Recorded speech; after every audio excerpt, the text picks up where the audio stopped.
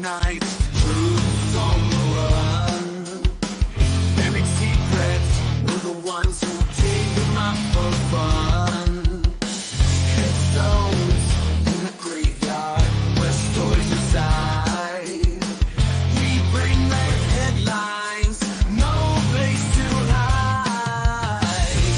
Try to cover it, but we'll find the trace. Shadows and whispers, no escape from this place. Headstones and headlines, where the truth collides. We'll expose the lies. There's nowhere to hide. From the dirt to the brick, we'll make it clear. True crime uncovered, it's why we're here. Every headline tells a tale of deceit. From the grave to the page, the truth remains. Cold cases, long leads, nothing gets by. We turn the stones, leave no questions why. You can run, but we're hard on the trail. Every secret's revealed, no matter how stale. Headstones and headlines, where the truth collides. We'll expose the lies. There's nowhere to hide. From the dirt to the brick, we'll make it clear. True crime uncovered, it's why we're here. In the dark of the night, we bring it to light. Every crime, every lie, every fight. No stone left unturned, no truth left unsaid. We write the headlines from the graves of the dead.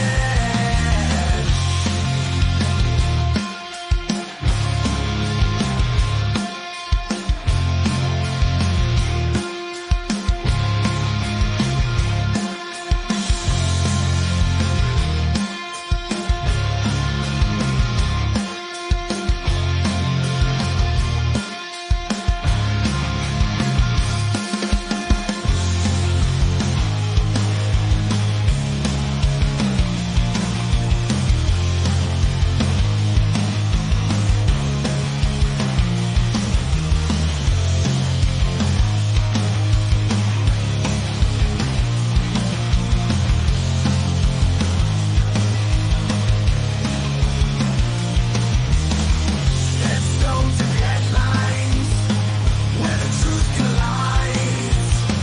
We'll expose the lies. There's nowhere to hide. From the dirt to the brick, we'll make it clear. True crime uncovered, it's why we're here. Headstones and headlines, where the stories remain.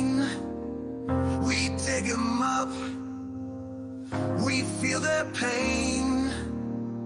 The truth is out, the case is closed, but our search for justice never slows.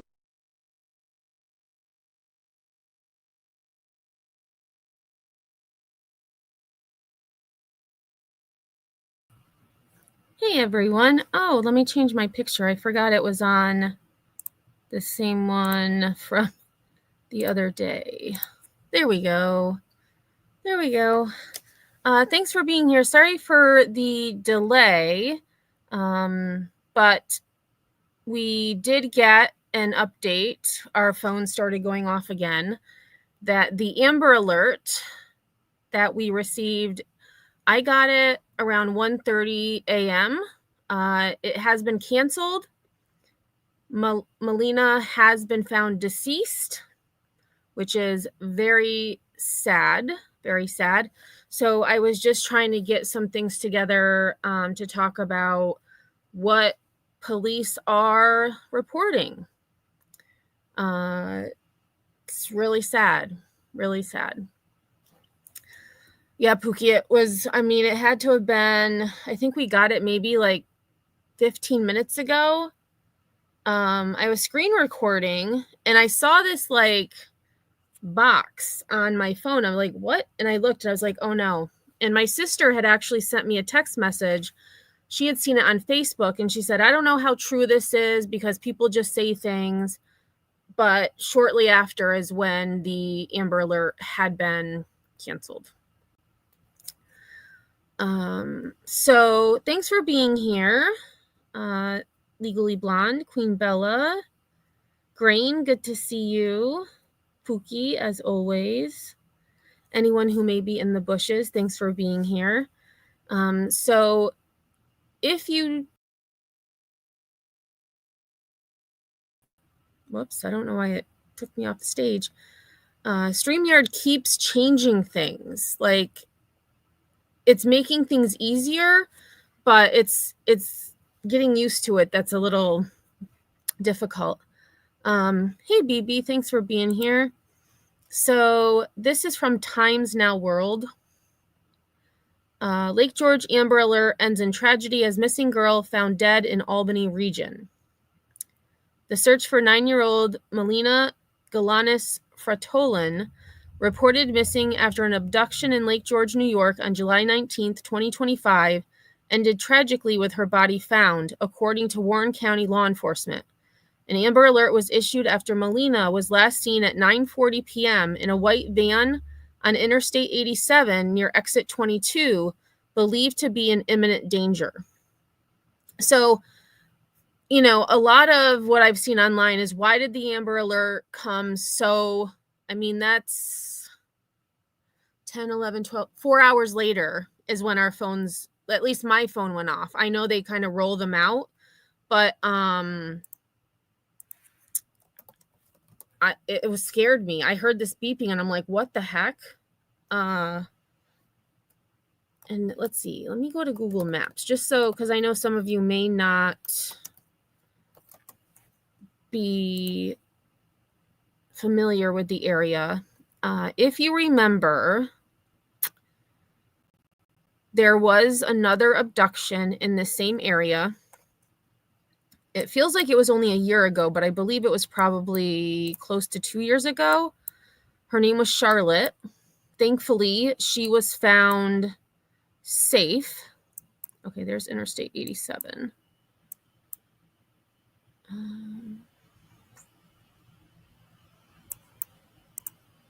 Okay, so it said near exit 22. Okay, so I've got to go up more.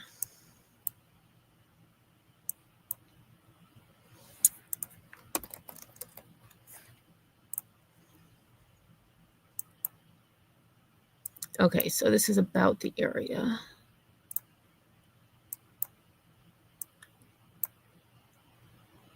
Just want to make sure my my location is not on, because yeah, so just to kind of show you quick before we get through the rest of this article, this is New York, right?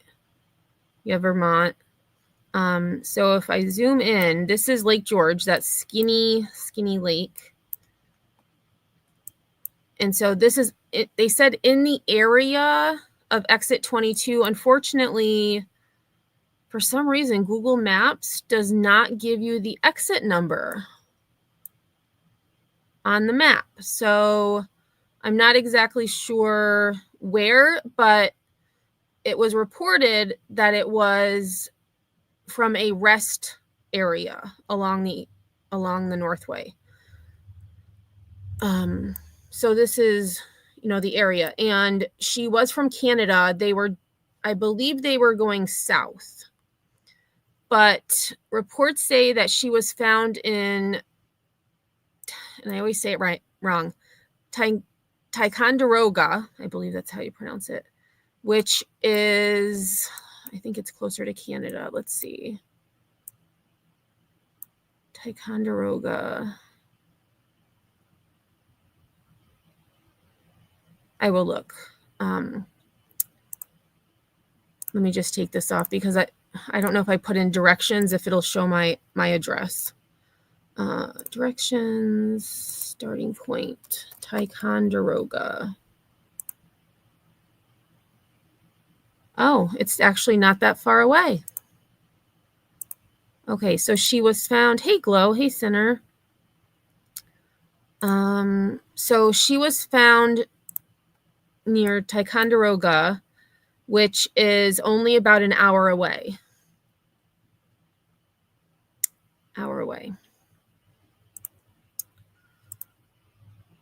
Oops, wrong article. Okay, so the Lake George community is reeling after the devastating news that 9-year-old Melina Galanis Fratolin, the subject of a statewide Amber Alert, was found deceased as confirmed by Warren County law enforcement on July 20th, 2025.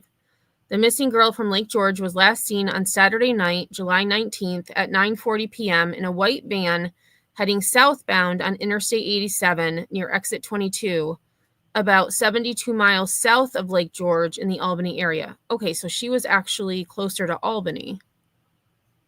Authorities had issued an urgent Amber Alert warning that Melina was in, quote, imminent danger of serious bodily harm or death, but the search ended in tragedy, per WKTV.com. Let's see.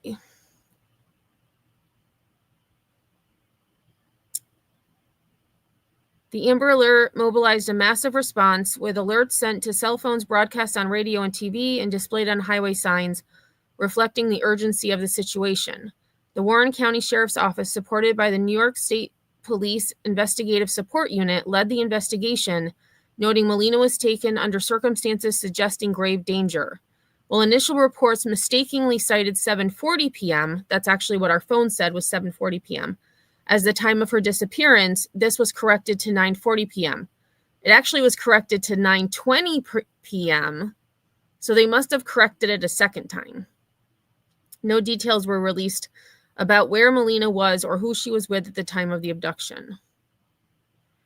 This case marks the second active Amber Alert in the U.S. on July 20th, alongside one for 2 teens missing in Idaho since June. The National Center for Missing and Exploited Children notes that Amber Alerts have helped recover 1,268 children in 2025 alone, with 226 via wireless alerts. Lake George, a small waterside town in the Adirondacks, 60 miles north of Albany, previously saw a similar alert in 2023 for a 9-year-old girl from Moreau Lake State Park, resolved after 15 hours, and that was Sweet Charlotte. Let's go to chat quick. So they're saying she was from Lake George, but then I had read another article that said she was from Canada.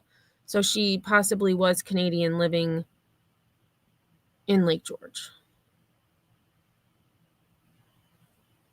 BB says, we saw some unlabeled cop cars on the way to church today. We were wondering if they were cops FBI investigating. Okay, so I live relatively close to where she was taken and know someone who lives in Lake George. So, and that's why it was the way the Amber Alert read, it sounded as if she was taken from a rest stop near Lake George. Then again, it was the middle of the night.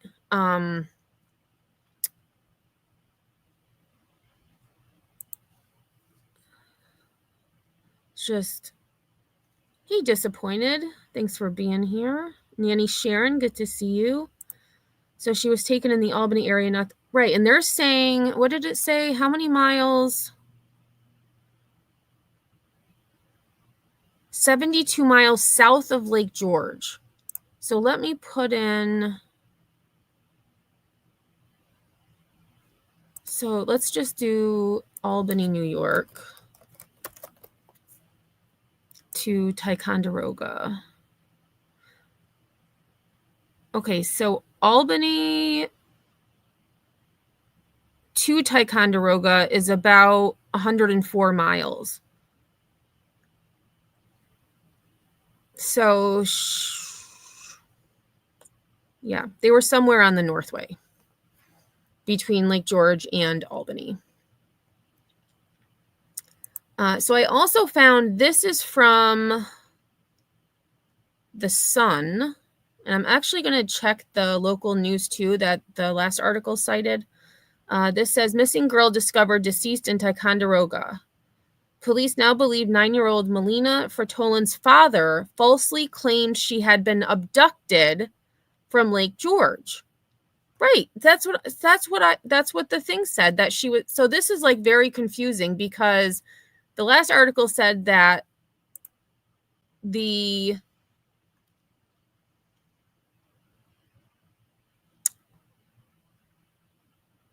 it was around exit 22, which is 72 miles south of Lake George. But then this one is saying from Lake George. So it's very confusing. A massive multi-agency search for a 9-year-old girl has ended in tragedy, and police now believe there was no abduction. New York State police have confirmed that Melina Fertolin was found deceased Sunday as the local community, state, and nation hoped for her safe return. According to the initial Amber Alert issued overnight, the young Canadian girl had last been seen around 9:40 p.m. Saturday, heading southbound in a white van on Interstate 87 near exit 22. But police said authorities quickly unraveled a series of inconsistencies in the account relayed by her father, Luciano Fertolin.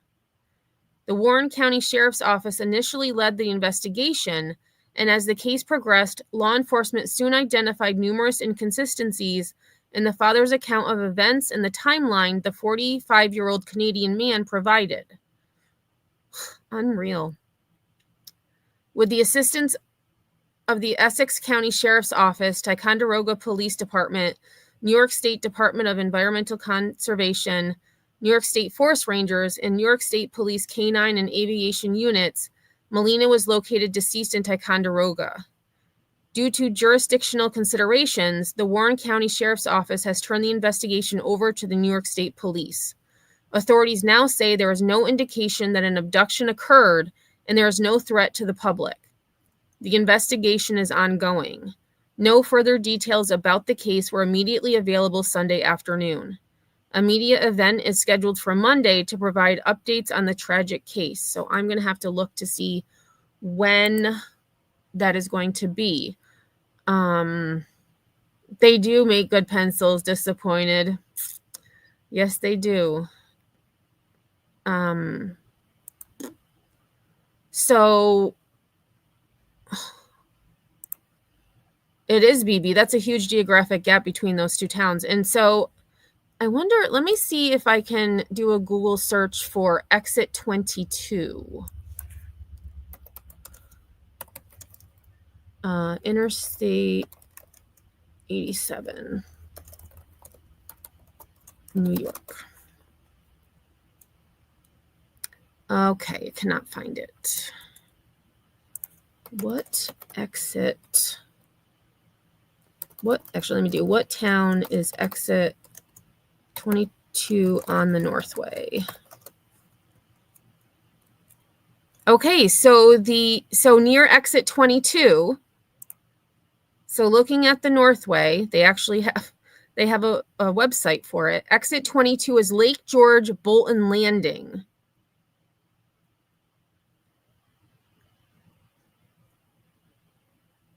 This is so confusing, because so the family had said they were heading south on I-87 near exit 22, which is Lake George. So she did go missing from Lake George. So this other article must have, they must have meant about 72 miles north. I don't know. That one article is completely wrong. Because exit 22 is Lake George. Lake George Bolton Landing.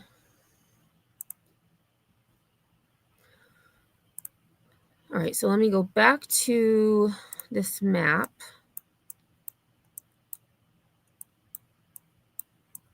And here's the thing.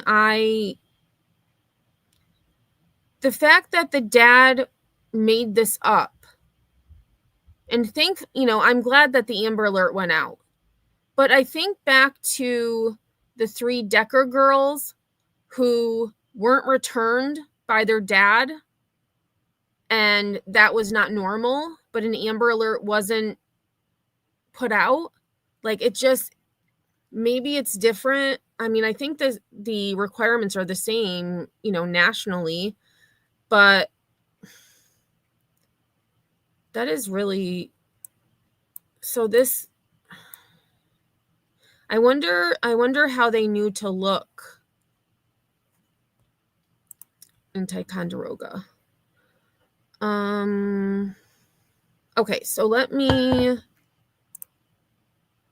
look and see if it was WKTV.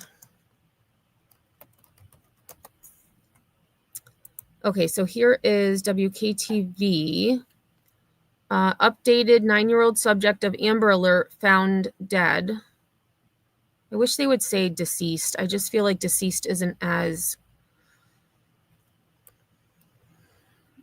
strong. Oh, and that's all it said was, according to law enforcement, this was 3:20 p.m., so about 2 hours ago. According to law enforcement officials in Warren County, 9-year-old Melina Fertolin was found deceased. No other information is available at this time.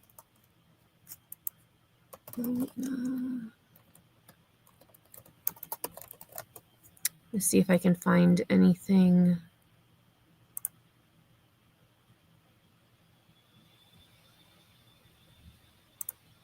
Okay, so Syracuse.com.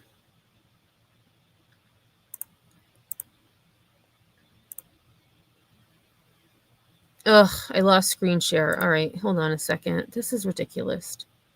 Ridiculous, I should say. Share screen. Hey, Manchichi. Okay, Nanny, sounds good.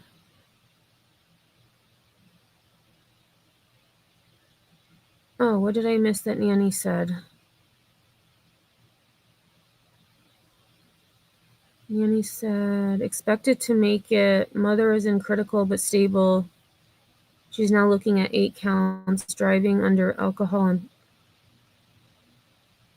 I must have missed a message because I don't see a message, Nanny, that you wrote prior to that would go with.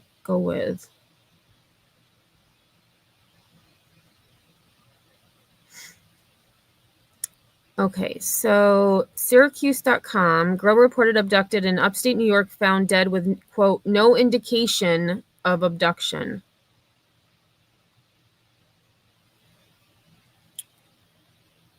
So out of Ticonderoga, a 9-year-old girl who was reported abducted Saturday evening in upstate New York has been found dead with no indication of having been abducted. The girl, Melina Fertolin, was found dead in the town of Ticonderoga in Essex County, according to a news release Sunday from Trooper Stephanie O'Neill, a spokesperson for the state police. Melina was originally reported abducted in Lake George and last seen in a van near Exit 22, Lake George Village, on the Adirondack Northway, or Interstate 87. That's about an hour south of where her body was found.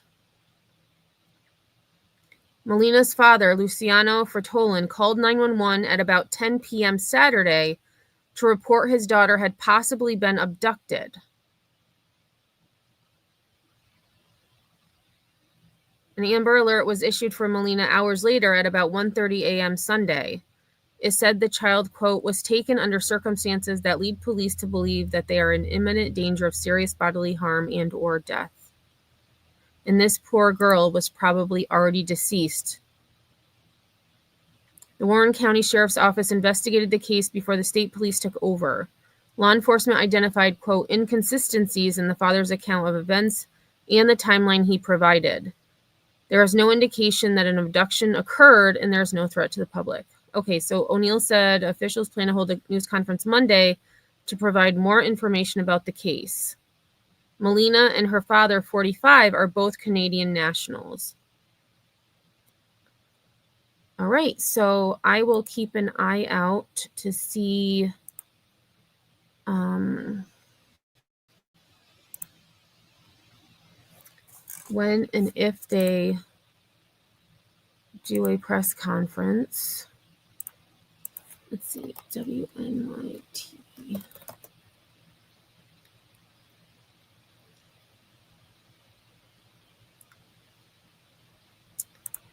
I'm just going to check before we get into the story of Sunshine Stewart, or Sunny Stewart. I wanted to see if local news...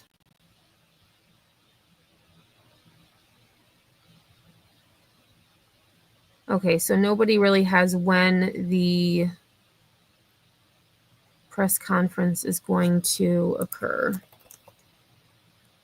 So what I'm going to do, I'm just going to keep the New York State Police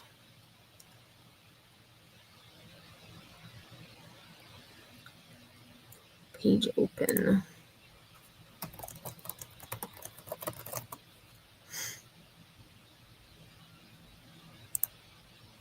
So sad.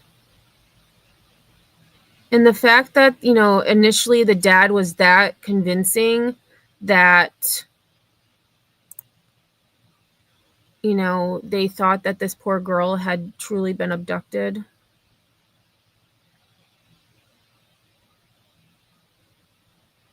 Oh, okay. So a media event, according to the New York State troopers, a media event is anticipated on July 21st. Oh, right. It said Monday, right? Today's Sunday. Why do I keep thinking today's Monday? Okay, so tomorrow there's going to be a press conference. So I will definitely be live for that. Oh, okay, Manny, I think it was deleted. It was on news, public info, and on Facebook. Hey, Sally Mae, how are you? Hey, Gigi, thanks for being here. Okay, so if we... Hold on one second. I was screen recording something, and now Angry Birds is on the screen, so I'm thinking... Yeah. Okay, let me end the screen recording quick because I don't want to be screen recording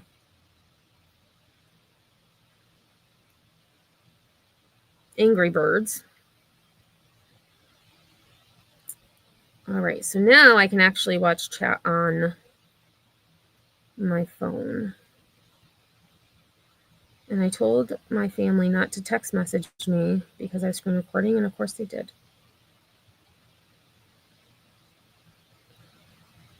One second. Yeah, see, even like some of the information, my sister texted me and said, found 72 miles south of Lake George. Well, no, that's what was initially like reported, but there's a lot of not, I should say, misleading information out there. Right. My sister just said the same thing. So much flying around. Exactly. So crap. It's just like, I don't get it. Like, the dad to go through all that trouble only for, you know, your child to be, just drives me. It's just, it's awful. Okay. So we are going to talk about Sunshine, or Sunny Stewart. And I first saw this story a couple of days ago when an arrest had been made. I hadn't heard of it initially, but an arrest had been made, and I had planned to talk about it not yesterday, the day before, Friday. And I didn't get to it. So this took place in Maine. So this first article is from just after they found Sunny deceased. So she went missing, or she was found on July 3rd, 2025. So homicide investigation underway in Maine after missing paddleboarder found dead. The woman has been identified as 48-year-old Sunshine Stewart of Tennant's Harbor. A missing paddleboarder was found dead Thursday in Maine, and police say her death is now being investigated as a homicide. At approximately 1:05 a.m. Thursday, Maine game wardens were called to assist the Union Fire Department and the Knox County Sheriff's Office in the search for a missing paddleboarder on Crawford Pond in Union. During the course of the search, a woman was found dead. Based on the circumstances surrounding the discovery, wardens requested the assistance of the Maine State Police Major Crimes Unit. The woman has been identified as 48-year-old Sunshine Stewart of Tennant's Harbor. An autopsy was performed on Thursday by the Office of Chief Medical Examiner, and the manner of death was determined to be homicide. The cause of death is not being released at this time. Anyone who may have seen Stewart paddleboarding on Wednesday between 6 p.m. and 9 p.m. near 100 Acre Island on Crawford Pond is asked to call Maine State Police at 207-624-7076. This is an active and ongoing. That doesn't make any sense. This is an active and ongoing investigation, I think is what they forgot. And additional information will be released based on the progress of the investigation. So that is when it first started. Yeah, I wouldn't have thought it was a kid either, and it was. Okay, so we're going to go to a video next.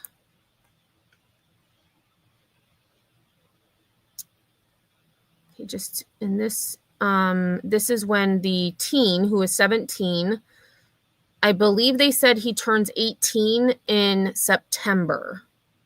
So the court documents included his name. Many news outlets have decided that they are also going to use his name, and he is being charged with murder.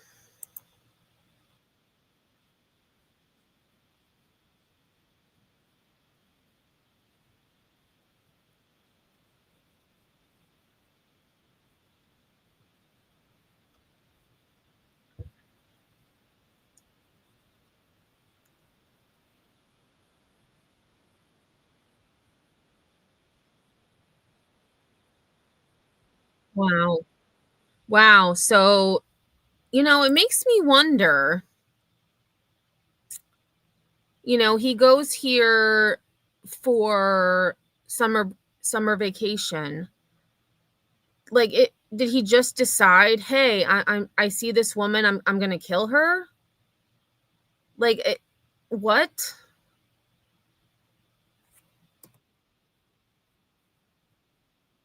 Ugh. Like, what? I say what again because what well, and I mean, this is a question for everyone that does this. What possesses someone to say, hey, I'm gonna end someone's life today?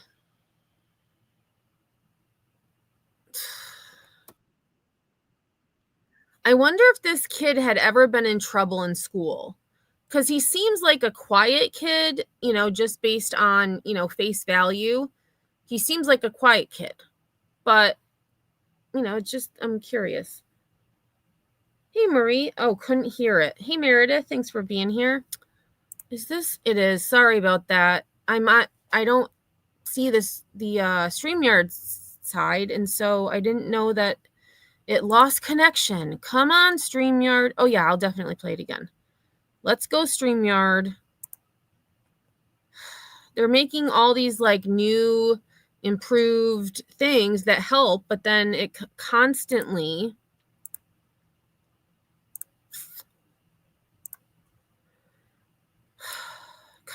does this. Okay.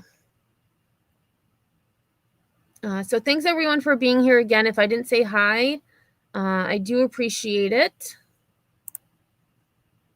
Maine Total Coverage can now confirm from Maine State Police that an arrest has been made in the killing of Sunshine Sunny Stewart. Police say the suspect is a 17-year-old boy from Maine. He was arrested around 10:30 last night in Union. He has been taken to Long Creek Correctional Facility.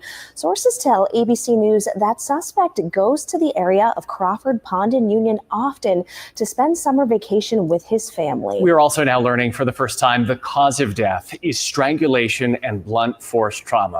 We've obviously been following this.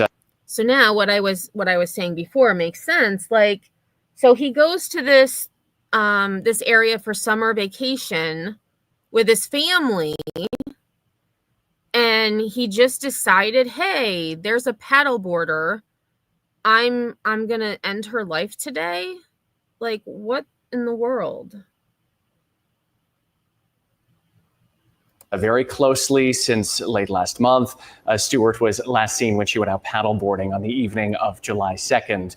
Forgive me, we've been covering it since her remains were found early that next morning around 1 a.m. We have been hearing, though, from good friends of hers that were... Okay, wait a minute. So they said... Good friends of hers that were staying with Sunshine at... Shoot, I didn't go back far enough.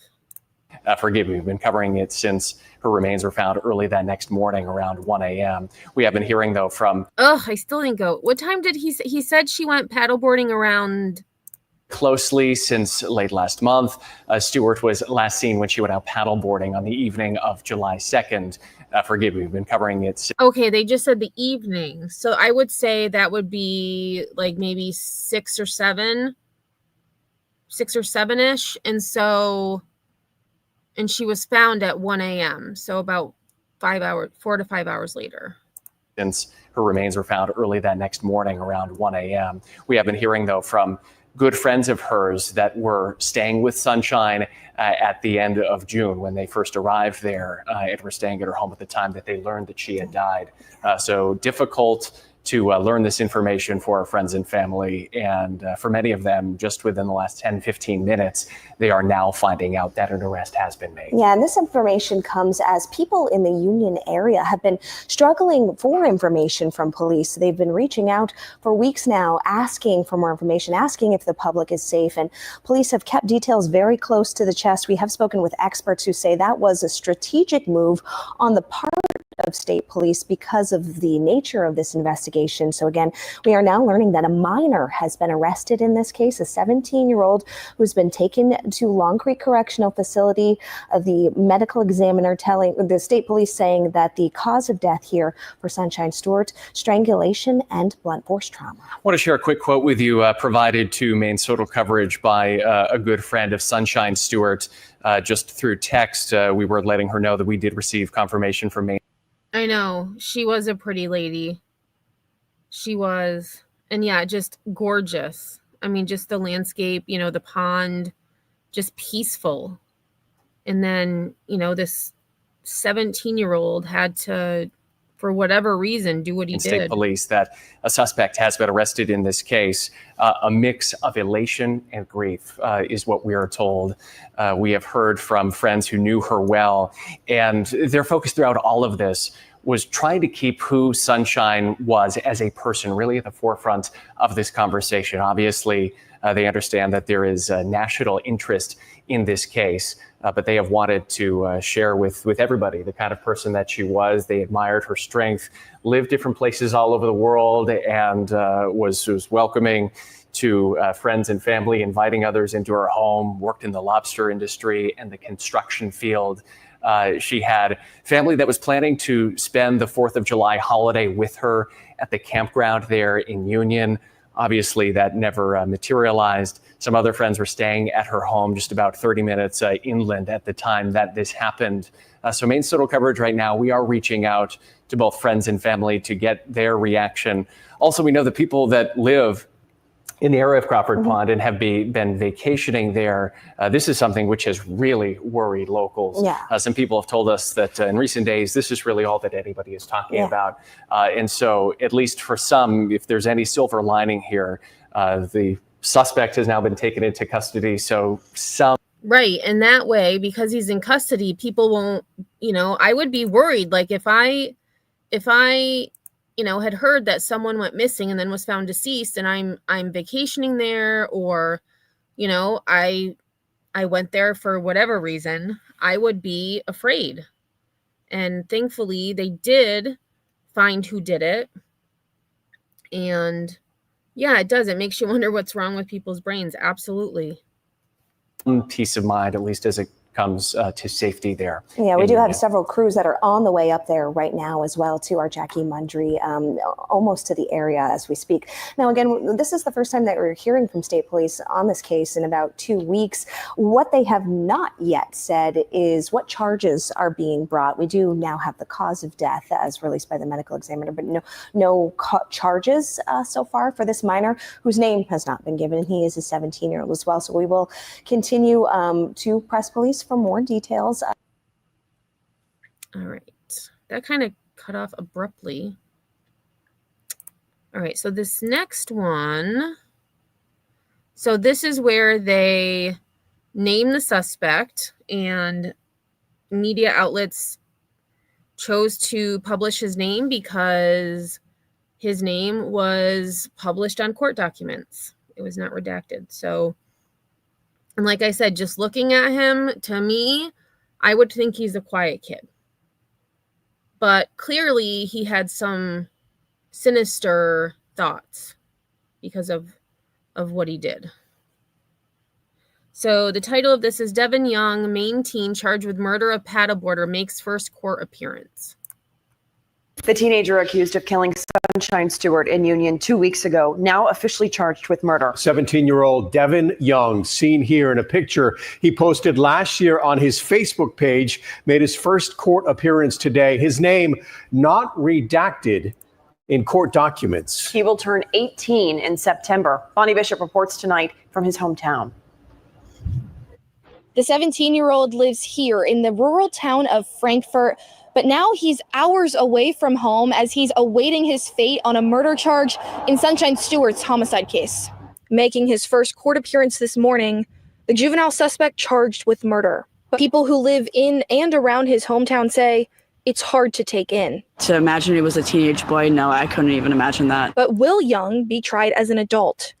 That would require... He should be. He should be. ...action by a judge. If he is and is convicted, he could face up to life in prison. Officials say Stewart, 48 years old, died from strangulation and blunt force trauma. She was last seen paddleboarding on Crawford Pond in Union. Knowing that you can't even go paddleboarding alone at dusk as a woman is terrifying. We reached out to Young's... Okay, so she said dusk, which dusk is around like 8-ish. It doesn't really get dark until 9 o'clock now. So, yeah, it was like evening, late evening. Attorney, who says he has no comment at this time. We also went to Young's home, but were asked to leave. Young is expected back in court in Rockland next month, and court documents tell us that he's expected to stay at Long Creek until then. In Frankfort, I'm Bonnie Bishop for Maine's Total Coverage. And tonight we continue to dig deeper into who Devin Young is. Going through his Facebook page, he shared this picture, as we mentioned, in August of last year, posting from the Micmac campground where he and family members reportedly frequently spend their summers and where Sunshine Stewart was staying. He was still active on Facebook as recently as 5 days ago, more than a week after Stewart's death, responding to someone in a post saying he was great and asking how they were doing. He also lists having attended Hamden Academy, but not since 2023. You can stay up to date on all things related to this case at our website, WMTW.com. There you can find a timeline of Sonny's disappearance and death and what else we know about Devin Young. Also, subscribe to our YouTube channel, WMTW TV. There you can find all of our previous reporting on this case. We'll continue to provide updates on both platforms as soon as we get any new information. Okay, and so I just did a Google search for what is age to be charged as an adult in Maine? And it said, in Maine, a person is considered an adult and thus subject to adult criminal prosecution at the age of 18. While Maine's juvenile court system handles cases involving minors up to age 18, a person can be tried as an adult for certain serious crimes, even if they are under 18, in a process called bind-over. The bind-over process, it says the state can seek to have the juvenile tried as an adult in a process. Oh, it just said the same thing I just said. I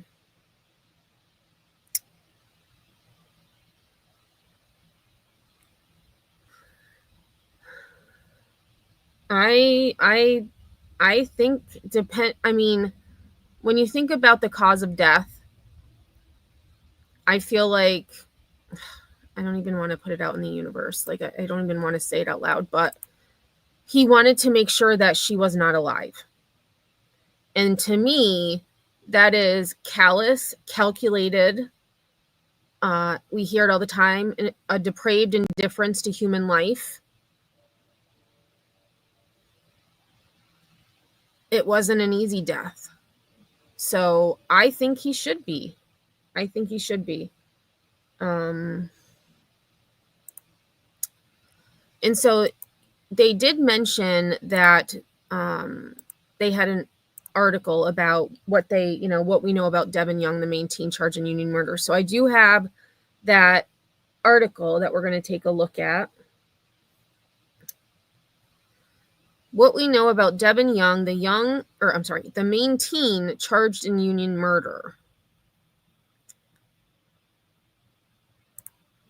Ugh, come on.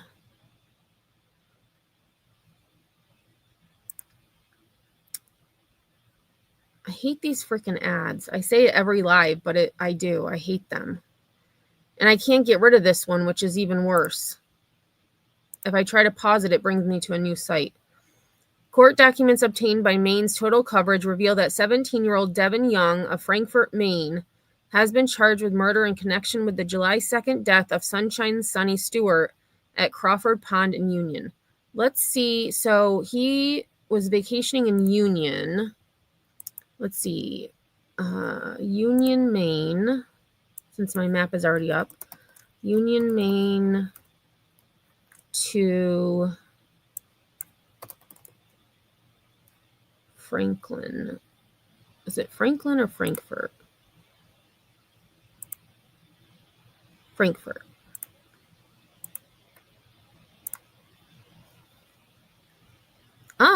It's about an hour. About an hour away. So he lives an hour north of where they were vacationing. Young was arrested without incident at about 10:30 p.m. Wednesday in Union and transported to the Long Creek Youth Development Center in South Portland. So that was a good 2 weeks they were investigating. Nanny says, so they stayed at the same campground. So I don't know. It could be, or maybe just the same area. And of course, I lost sharing again. Un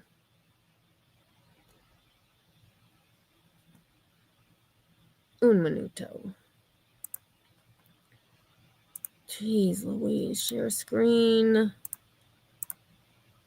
Okay, it's usually just for audio, but just so I don't have to worry about it. Maybe he had been watching her. Possibly. I mean, all right, let's see. So, an official familiar with the investigation told ABC News that Young spends vacation time in the Crawford Pond area each summer with his family. Young's home in Frankfort is approximately 38 miles from the pond. Young appeared virtually for his arraignment Friday at the Knox County Courthouse in Rockland as he remains held at the Long Creek Youth Development Center.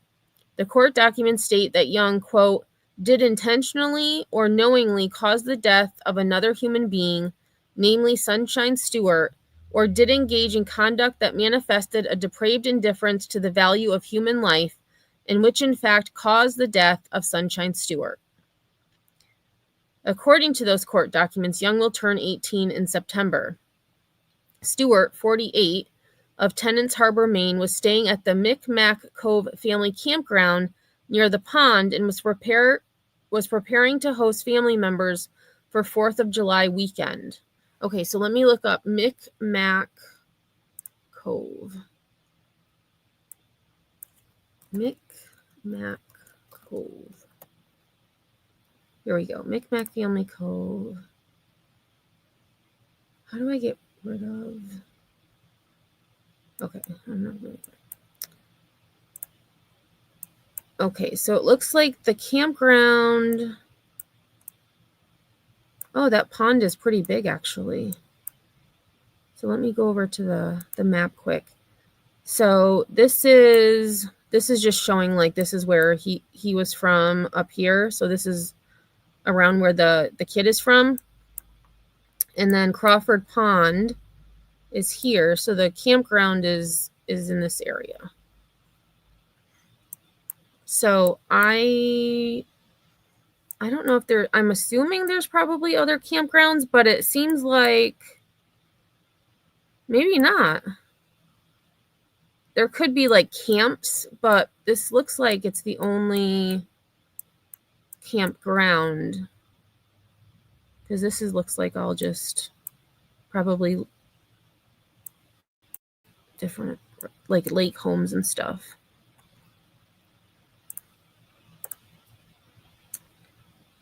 Okay, I thought that's what they said in the news. That probably is the case then. So maybe he was watching her, or I don't know, like what would possess someone to do that? I'll never understand. So Sunny went paddleboarding on Crawford Pond the evening of July 2nd, and when she did not return hours later, someone called police to report her missing. Stewart's body was found early on the morning of July 3rd near what is known as 100 Acre Island, which sits in the middle of Crawford Pond and can only be accessed via the water. Okay, so... Oh. So if I go back to the map, so this must be the 100 Acre Island. Right, so this is 100 Acre Island right here. This island right here, and this is where she was found.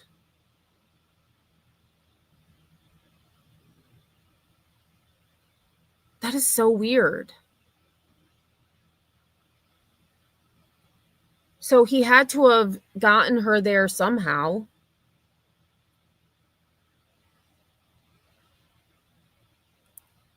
Yeah, because it doesn't look like, this looks like it's just all trees. There's not really any. Oh, there looks like there might be a little beach right here, but.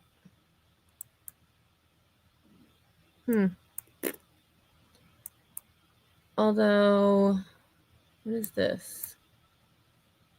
There's just a road. I thought maybe there might be like, you know, like if there was like an Airbnb or something that the family was staying in, maybe they were closer to this side of, you know, near the island. They found her on the bottom left area. All right, let me go back to where I was.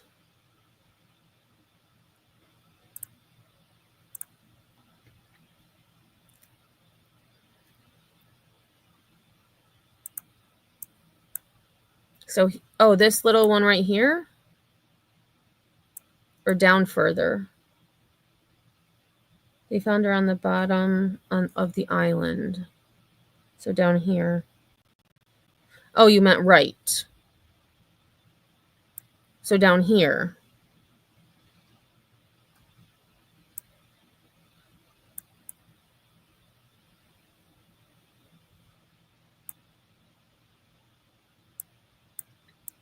And I mean, there are a bunch of lake homes here. And there's probably a bunch that we can't see because of the trees.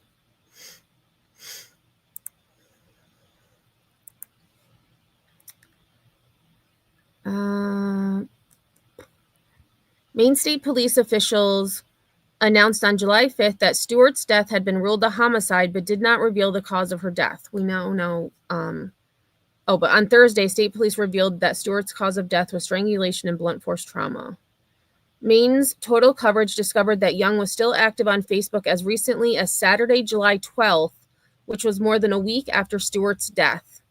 So he was just, living his best life.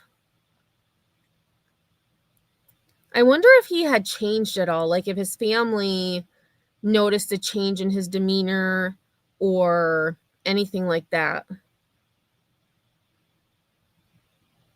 Young posted a photo of a sunset, and when someone commented on the picture and asked him how he was doing, he replied, "I'm doing good."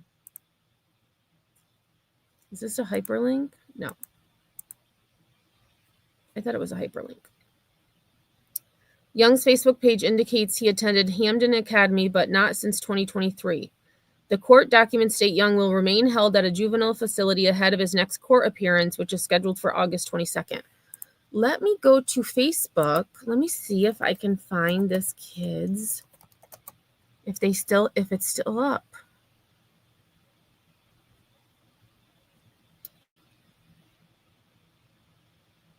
$8,600 people are talking about him. Let's see, is this? Nope, that's definitely not him.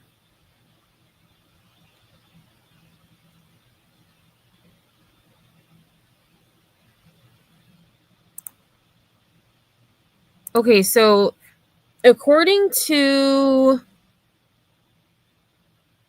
oh God, I don't know how true this is. So I'm gonna, give a little disclaimer. But there is, I just did it on Facebook. I did a search for his name. And this New England serial killer public group, I'm not going to read all of the words because it can be triggering, but it says Devin Young has a history of incidents being reported to me that show several warning signs leading up to him assaulting and killing Sunshine Stewart. See comment section for important screenshots of some anonymous sources on this article. Okay, so I'm going to skip that one paragraph because it's graphic and it's not necessary. This family member went on to explain Devin was the youngest boy in the family. He was spoiled and always got everything he wanted. He would have a complete meltdown if he was told no until he got his way. Oh God. Okay, I'm not even going to read that. I just saw what the camper said. One of the campers said, nope. No. Good thing I read ahead. Nope. Not today, Satan. Not today. Okay. Let me see if they said anything else. My God, if that's the case, oh my God.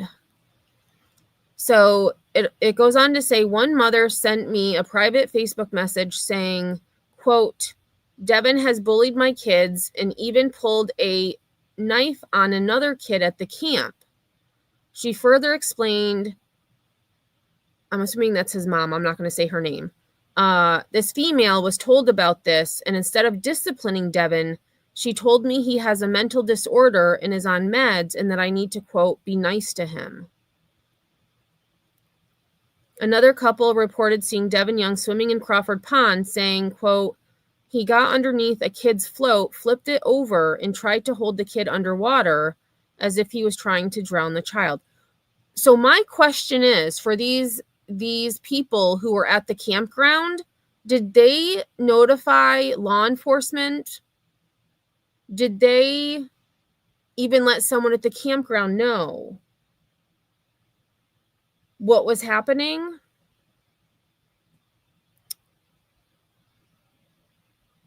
So it goes on to say, since posting my first article about the Micmac Cove family campground, the owner, okay, so the owner is the female.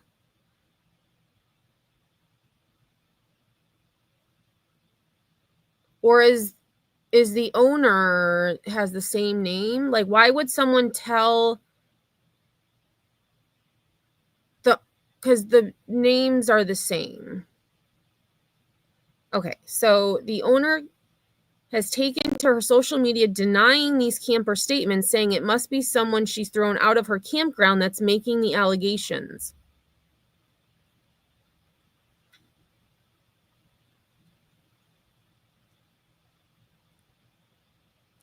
I can confirm with 100% confidence nearly a dozen people have been in touch with me. None of them were thrown out, and all are existing campers. In fact, since posting my article, the owner has been in damage control mode, deleting several of her posts and many comments people have left. So why? So the owner was told about Devin, bullying and doing things that were inappropriate. And she said he has a mental disorder and is on meds. And what? How would the owner know this?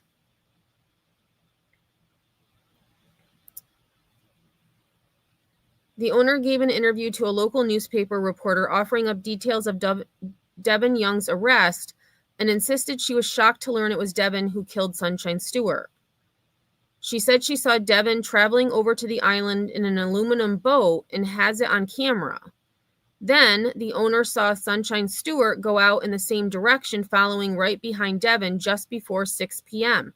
Okay, so that if that is true, again, this is all speculation because this is from a Facebook group. Well, his name is Philip Brunel. This is on his post. So then the owner says an undisclosed time goes by and Devin was seen returning from the island in his metal boat, which has a motor and oars. After 6 hours passed, the owner didn't see Sunshine Stewart return from the island. She called police to report her missing. Okay, so at least the owner recognized the fact that Sunny didn't return and something was wrong. The Union Fire Department, Knox County Sheriff's Office, and Maine Warden Service searched for Sunny Stewart.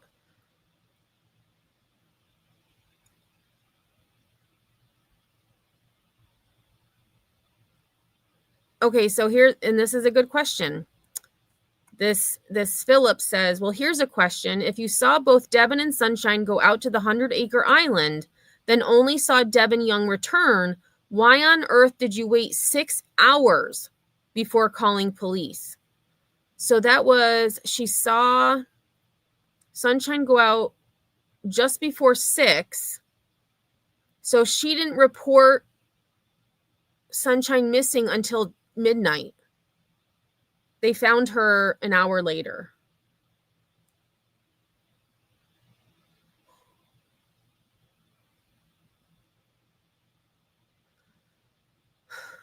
Many campers at Micmac have told me the owner always favored Devin and he could do no wrong. I wonder if they're related.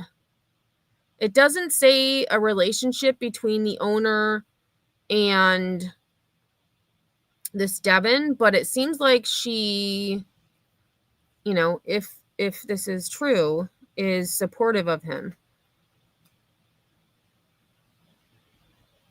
Okay, she's not a parent. Okay, I should have kept reading. So it says, many campers at Micmac have told me Kathy always favored Devin and he could do no wrong. 3 different people have told me the owner was getting drunk with Devin's parents while he was out causing trouble around the campground. I don't know if I believe that. Not just were his parents ignoring the obvious signs that Devin needed help, but so was the campground owner. The owner says she runs a tight ship and would never tolerate this behavior and says, quote, it never happened. Devin was never threatening or violent. So all the parents messaging me must be lying. Or is it more likely that nothing was done because you were too busy partying with Devin's parents and other campers?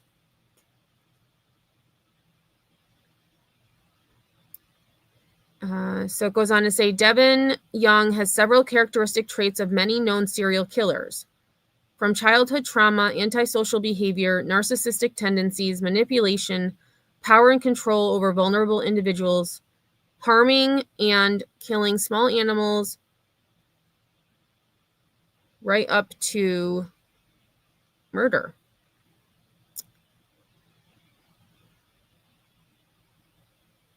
Okay, I'm not going to read the rest because this is just, this is coming from, he apparently talked to other family members.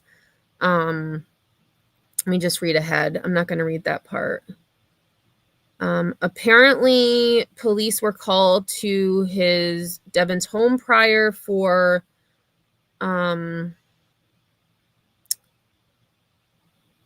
domestic issues. Wow, this article is I'm not going to read this whole thing.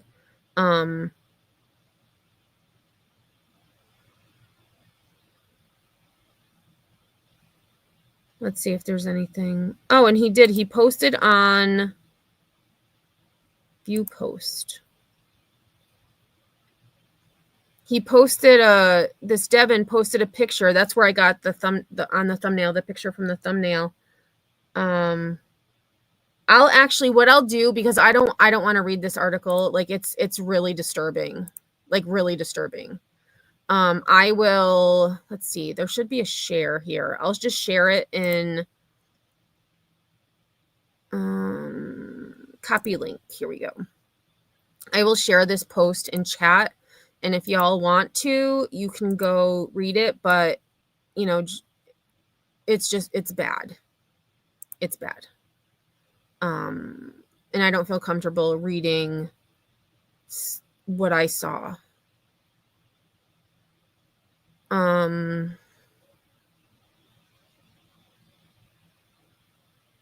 Oh, actually, I am going to read one last thing from this post. There's an unsolved death in Maine earlier this year on March 13th, 2025, when the body of a 52-year-old woman, Sari Carlson, was found by the beach in Cape Elizabeth, Maine. Besides the initial death investigation report, no cause of death or further press releases have been offered by Maine State Police. Interesting.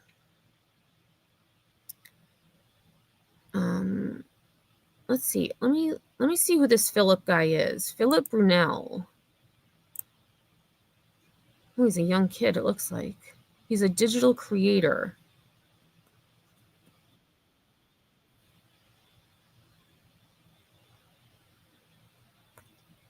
So it looks like he just does a lot with things like that. Oh, you read it? Well, yeah, it's bad. So that I'm not going to put that on my page.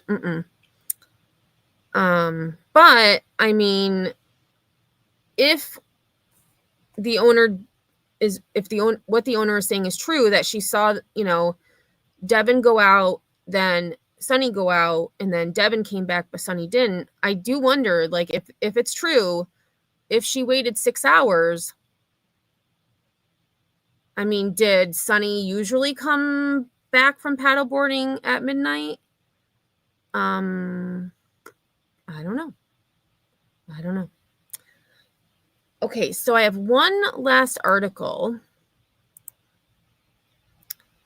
Oh, and actually let me just scroll through a little bit more and I wanted to see if I could find this kid's Facebook page, but they probably took it down, honestly. Oh, here are people.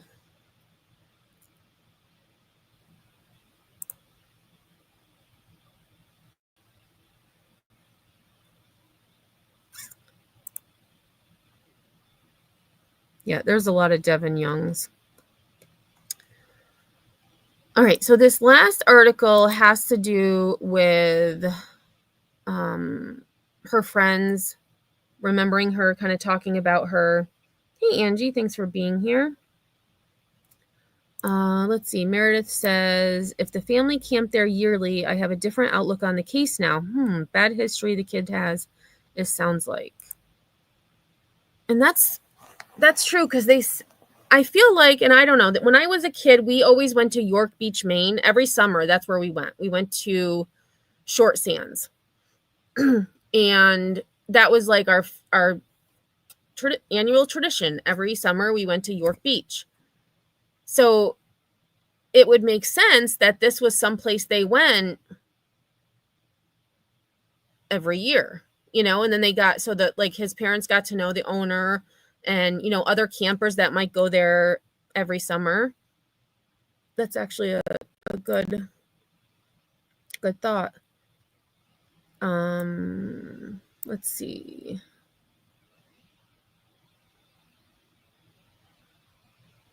Pookie said, would explain how she knew he had mental issues.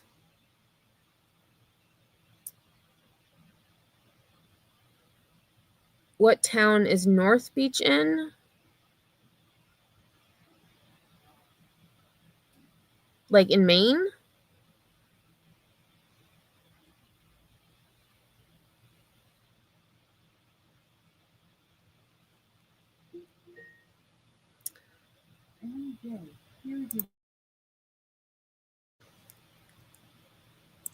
Okay, so Sunny Stewart remembered as friend, fierce advocate. She was such she was a beautiful lady.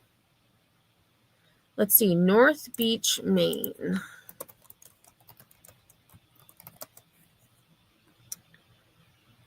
Well, when I put in North Beach, Maine, it came up with Ogunquit Beach.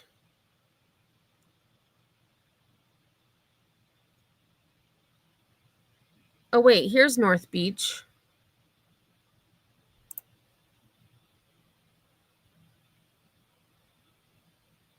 Oh, that says New Hampshire.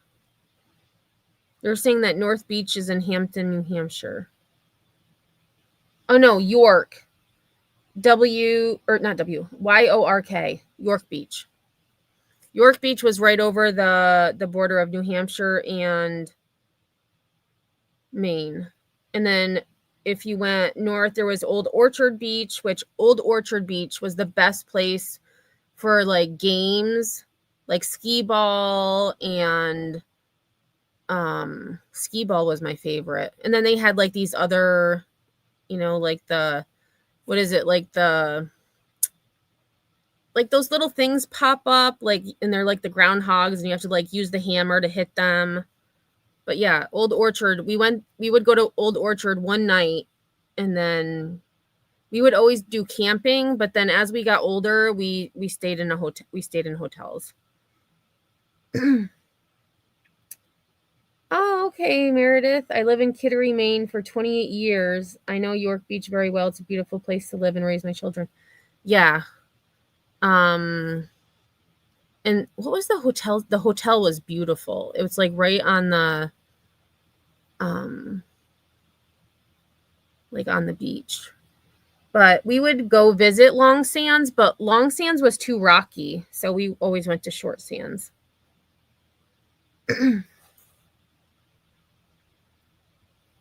Yeah. Oh, really, Queen Bella? You have family in Old Orchard? Yeah, York Beach, it is beautiful. We stopped, I think the last time, it's probably been a good 20, probably almost 30 years since we went back to York Beach. Yeah. All right. So, one second. Oh, Ferry Beach? I've never heard of that. Yeah, Short Sands. Gosh, that's bringing back memories. And interesting story. So in college, there was, one of my peers, I guess you could call him a peer. He was friends with one of my friends. And he had said that he went to Maine every summer. Like that's where he went to live. They had a summer home there. I didn't know where. Well, so we're in a restaurant and I see him and I was like, oh my God, what are the chances? So that was pretty cool. But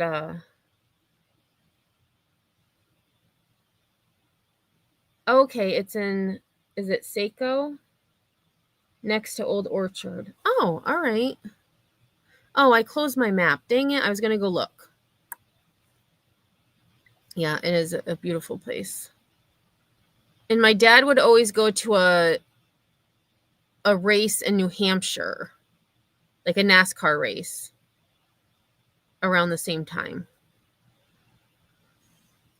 All right, let's see. So Sonny Stewart was a force of nature who was a fierce advocate for friends, human rights, and women's rights.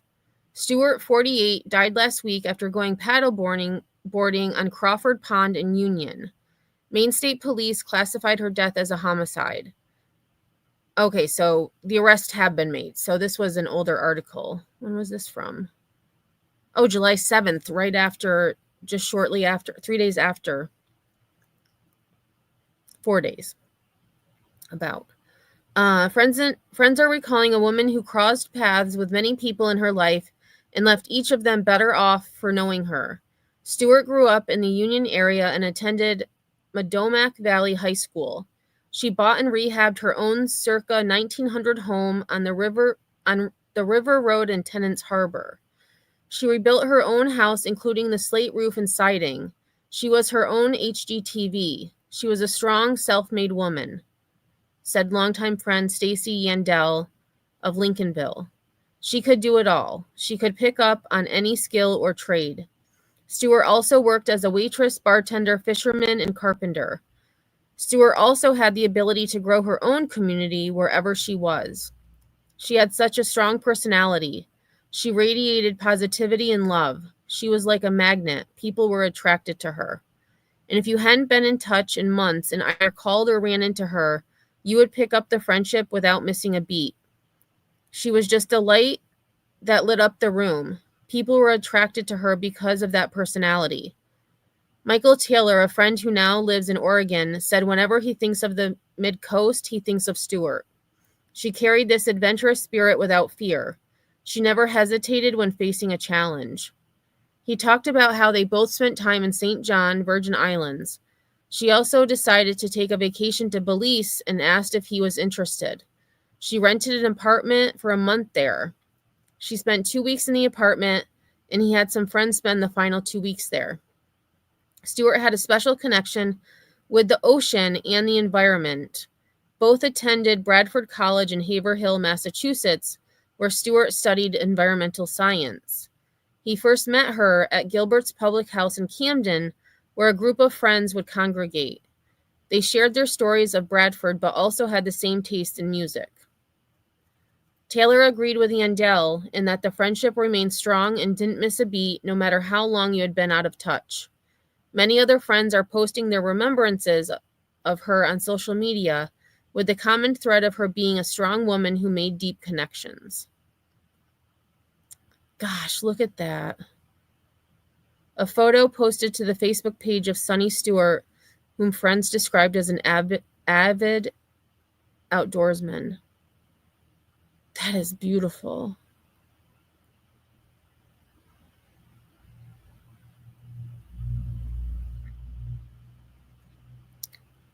Stewart never married or had children, but had a few long-term relationships. She had a sister, a brother, and nephew she loved dearly. She also had a series of dogs, particularly German Shepherds. Stewart had rented a camper and was planning to spend the summer at Micmac Campground in Union. Yandell said they talked recently about getting together at the pond and paddleboarding. Stewart had been at the campground only a couple of days when she died. Police say Stewart had gone out paddleboarding by herself at 6 p.m. Wednesday, July 2nd, from Micmac Campground. State police are asking anyone who saw her or anything around 100 Acre Island between 6 and 9 p.m. July 2nd to contact them. The Knox County Sheriff's Office was called shortly before 12:30 a.m. on July 3rd and told that Stewart had not returned after going paddleboarding. Yeah, so 6 hours. The Union Fire Department responded, and with assistance from a Rockland Police Department aerial drone, searched for the woman. Maine game wardens were also called in shortly after 1 a.m. to assist in the search. Her body was located about dawn on July 3rd. State police said circumstances at the scene led the warden service to contact the state police, who took over the investigation.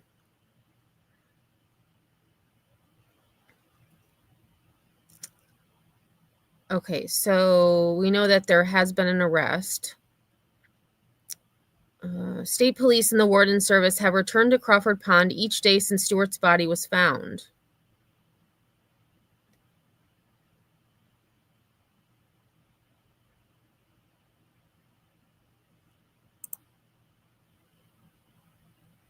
The 100-acre island is located in Crawford Pond. The pond has no public access, and the shoreline is owned by private individuals and the campground. Georges River Land Trust maintains the 100-acre island preserve, which is open to the public for day use and limited overnight camping by permission of the land trust. Okay, so that I didn't know that. So you can go there during the day. Let's see, 100-acre. I feel like it would have a website. Acre Island. Oops, Island.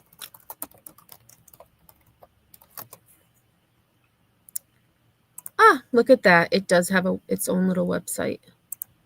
So 100-acre Island Preserve.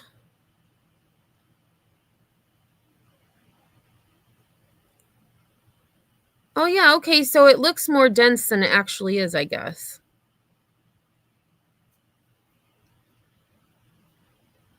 Okay, that was the first picture. Oh, there's trails. Okay.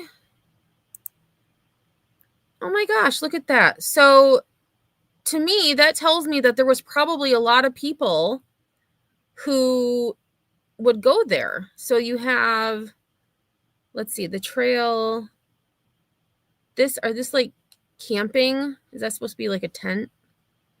So 1.5, I'm guessing that's 1.5 miles, 1/10 of a mile, 0.7. So you can walk pretty much the whole island. So there is a little beach. I would assume that's the beach. Oh my gosh, okay. Yep, so 2.3 miles of trail, 95 acres.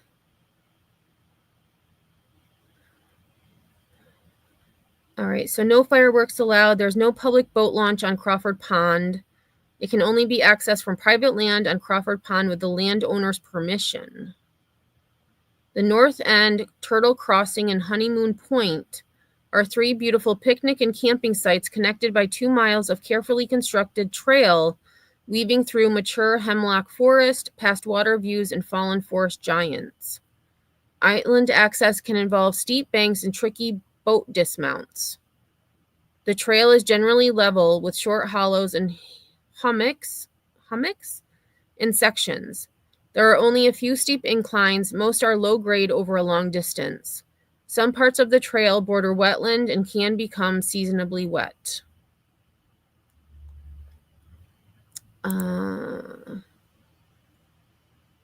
They found the paddleboard with a drone.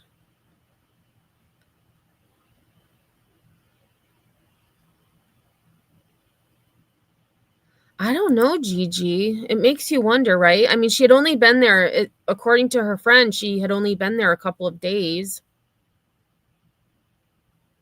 But did it say? I don't remember in the one article if it said that she had gone there seasonally, or if she was just planning on being there. Let me just scroll up in this article quick to see it. Because the one friend said she had only been there.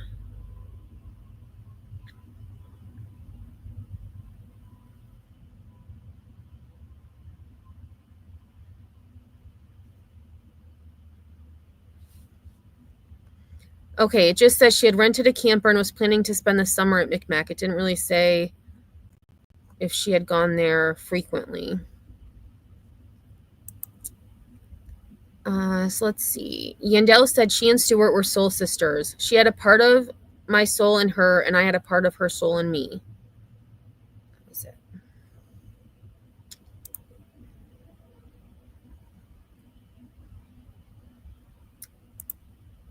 She posted about it, didn't she?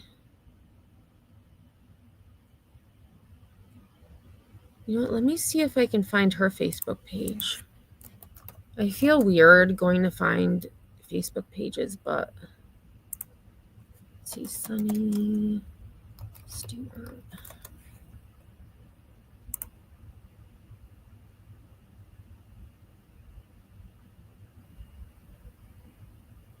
Oh, here she is. I think this is her. Yep, Sunny Sun.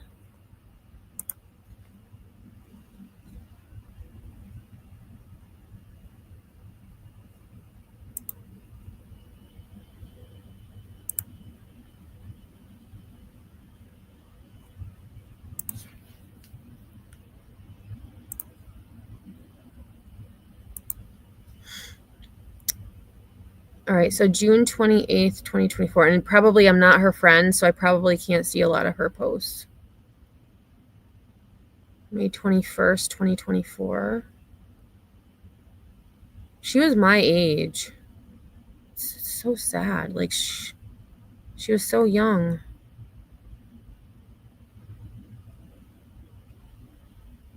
So pretty.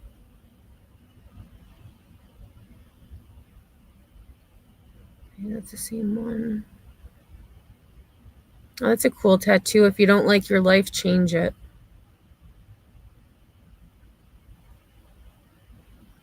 Oh, and that was it. That's it.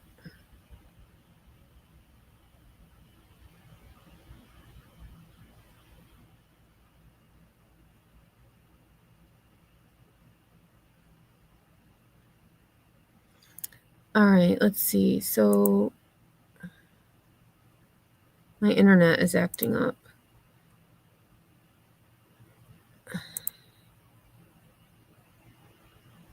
Oh, wait, let me go. Okay, in a group, I thought the article said. Okay, she posted it in a group.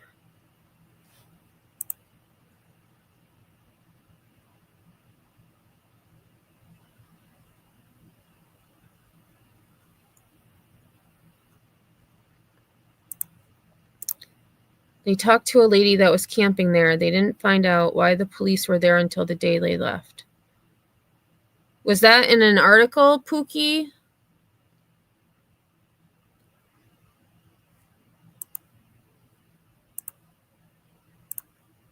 Let's see.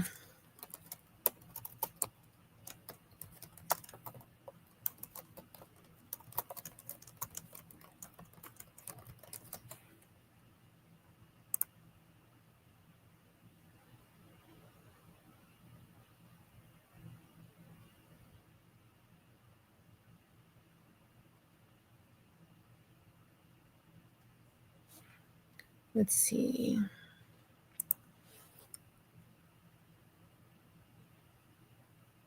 She does seem like a great person. Like all of, the people that have spoken about her have just,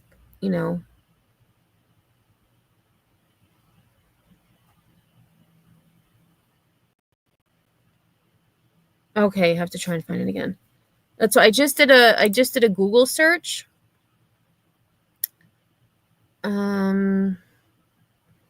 Let's see. Let me go to. I'm gonna see if.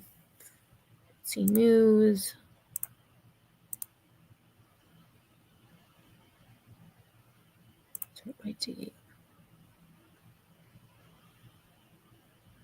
Oh.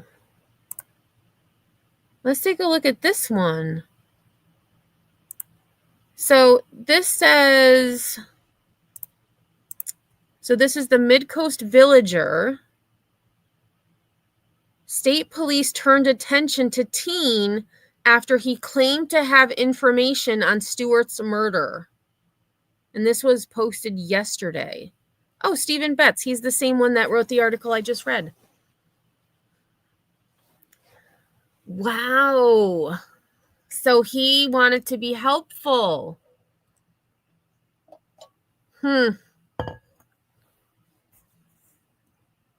Interesting.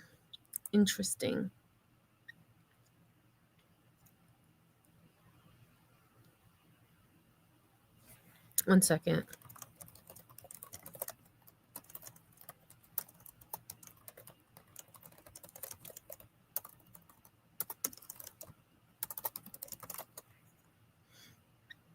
Ugh.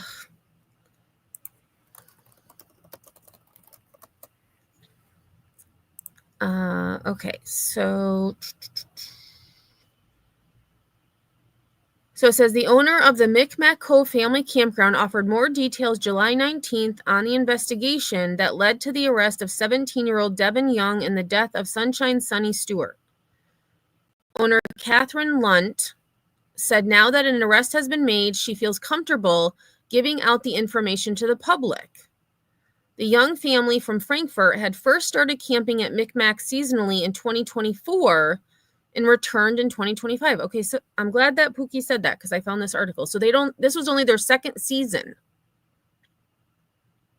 She disputed false online posts that she had once kicked them off the campground and that Devin Young had threatened other people. They were never kicked out of the campground. Quite honestly, if any of this were true, the day this investigation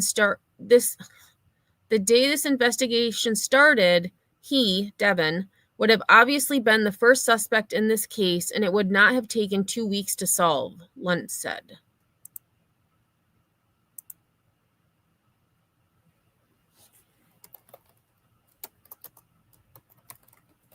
One second. Sorry, I'm multitasking.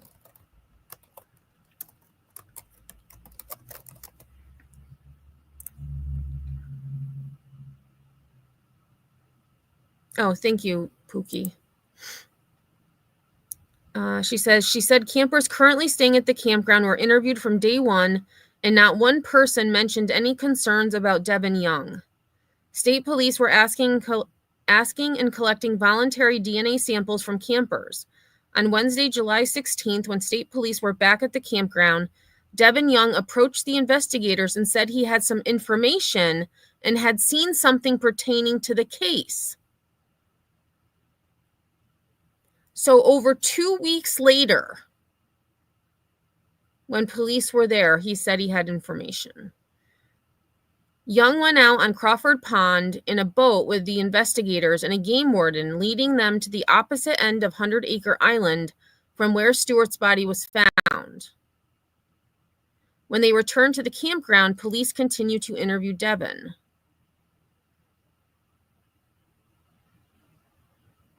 So I wonder if he was trying to thwart, or because why would you lead them to the opposite end from where she was found? The investigators left the campground but returned that night and went directly to the Youngs' camper. Police interviewed them for 2 hours before arresting Devin Young. State police acknowledged that they arrested a 17-year-old juvenile at 10:30 p.m. July 16th. He was taken to the Long Creek Young Development Center in South Portland. Earlier in the investigation, state police had reviewed surveillance videos from the campground. Lunt said she reviewed the videos after the arrest was made. The video showed Devin Young had gone out in his aluminum boat before Stewart. The boat has a motor and oars. Stewart left at 6 p.m. to go paddleboarding on Crawford Pond. Young later could be seen returning to the campground in his boat. Lunt said she called to report Stewart missing when she had not returned by midnight. The Union Fire Department, Knox County Sheriff's Office, and Maine Warden Service searched for Stewart. Her body was found before dawn. An autopsy by the Maine Medical Examiner's Office determined her death to be a homicide. During the 2 weeks after Sunny's murder, Devin's actions were never suspicious. He would offer to assist other campers with their loose pets, yard work, and made wood crafts which he gave to other campers. We as a campground community are devastated that he continued camp life amongst us as normal, and we suspected nothing. It is heart-wrenching and terrifying that we had no idea the murderer was amongst us as we were looking for a stranger. Lunt said she does not have details on what led to the killing of Stewart. The affidavits have been impounded but may be released in a month at the next court hearing for Young. Okay. State police released the cause of Stewart's death after Young's arrest. Young is charged with murder as a juvenile, but the Maine Attorney General's office has filed a motion to try him as an adult. No hearing on that request has been scheduled. So there we have it. There we have it. They are seeking to charge him as an adult.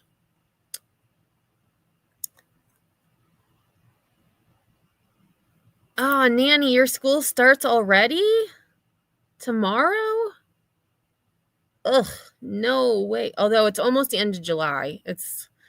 Summer is, it usually it goes by like relatively like at a normal pace, and then once I get to the end of July, it's like you blink and it's ready to go back. Yeah, Meredith, I agree. Inserting himself into the case. That reminds me of what was this case, and I don't remember his name, but he had like the big poofy hair, and he had his neighbor, it was his female neighbor, he was like trying to pursue her, and they were friends, but then like he would like peek through her window. He was like really creepy. Oh my gosh, what was his name? He did an interview. He like was talking to all the press about, what a nice person she was. And then a reporter was talking to him, like interviewing him. And then the reporter had said, "Oh, did you hear they found a torso?" And he like started panicking, like he was hyperventilating. He didn't want to talk anymore. Oh my gosh, what was his name? I'm sure one of you knows who I'm talking about. Let's see. I'm going to just look. Man interviewed. Freaks out.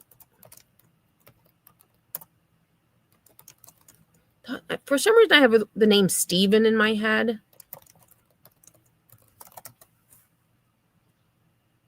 I was right. Stephen McDaniel.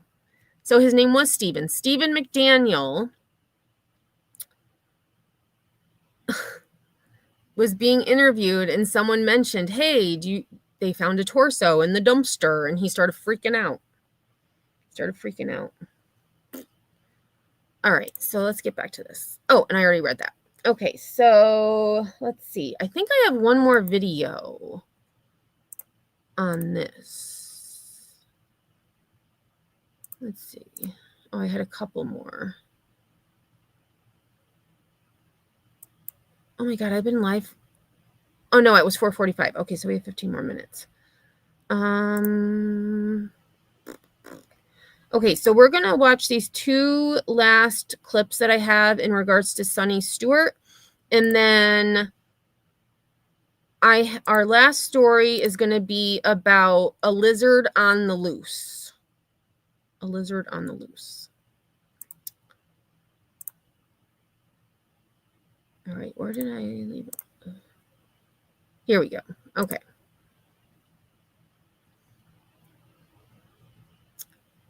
So the title of this is "It's a Lot to Take In. Neighbors Shocked After Maine Teen Charged with Union Murder." Tonight, we begin with new developments in a case that rocked the Mid-Coast and got national attention: the murder of a paddleboarder more than 2 weeks ago. We are learning new details, including the name of the 17-year-old boy accused of killing 48-year-old Sunshine Sonny Stewart. And since the juvenile is now formally charged with murder and his name has been released, CBS 13 has decided to report his name as well. CBS 13's Brad Rogers is following tonight's new developments from Union. The accused teen and his family had recently stayed at Micmac Family Campground in Union, where Sonny Stewart was a seasonal camper. Today, a judge found probable cause that Devin Young intentionally committed her murder. I'm assuming that they knew the kid's family. He camped there. Sonny camped there. Annie Miller lived in the next town over from Frankfort, where Devin Young lived with his family down this driveway. Today, a Knox County judge ruled Devin Young allegedly committed what would be considered murder by an adult. It's unclear right now if he'll be tried as an adult. The court also ordered Devin Young be detained to ensure his presence at future court proceedings and to prevent the juvenile from inflicting bodily harm to others. It's a lot to take in. Kristen Miller lives across the street from the Youngs and would often see Devin on a tractor mowing the yard. Scary, the fact that he lived across the street from me. And I mean, my kids play out here all the time, so it's just a very scary feeling. Many of her friends believe Sonny would have fought to save her life. The state medical examiner who ruled Sonny's death a homicide says she died from strangulation and blunt force trauma. It's awful. Yes, Nanny. There's actually a few cases on the 24th. Let me look quick. There is Derek Thompson, his sentencing, which Derek Thompson is the man who drove upwards of 100 miles an hour through a red light and struck the friends who had just come back from getting henna tattoos. His sentencing. And then Kimberly Sullivan also has a court date on the 24th. The 23rd, Brian Koberger is sentenced on the 23rd. Afeni Muhammad, the one that killed her manager, her preliminary hearing is the 23rd. And BHB and the B also have court on the 23rd. So the 23rd and the 24th are very busy.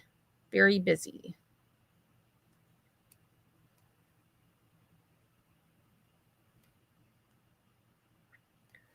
Okay.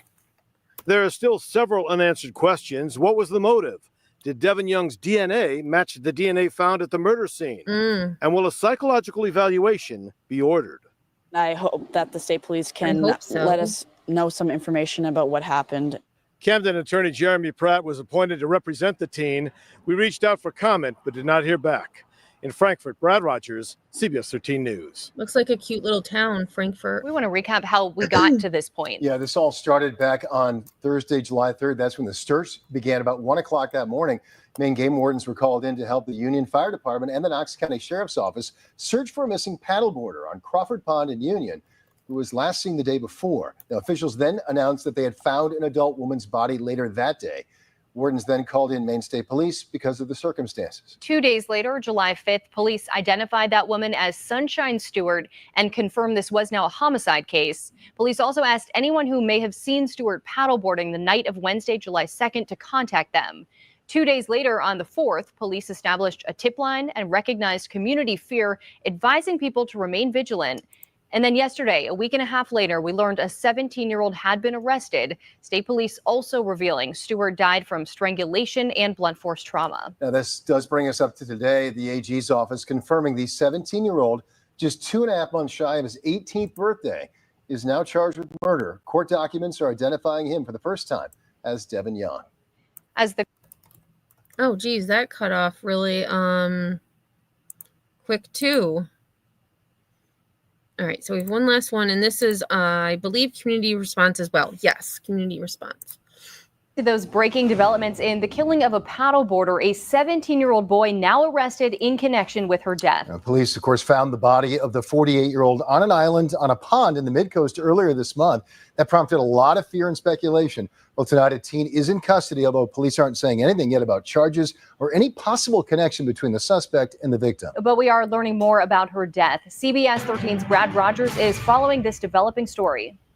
Because the suspect in Sunshine Sonny Stewart's murder is a juvenile, Maine State Police are not releasing a name, but they are informing the public now of just how Sonny died the night she went paddleboarding here on Crawford Pond in Union. The owner of Micmac Campground, where Sonny Stewart was staying, says Sonny was looking forward to paddleboarding all summer long. She was reported missing when she didn't return the night of July 2nd. Police found her body the next day. When the medical examiner ruled her death a homicide, fear began to grip this community. I don't want to go for a walk alone in the woods if there's a murder out there. I mean, there seriously was, too. My granddaughter's here for the summer working at the store, and we've been worried. We don't want her to walk home. Just not sure, who it was. So I'm very happy they found him. Today, police released that Sonny died from strangulation and blunt force trauma. It's frightening.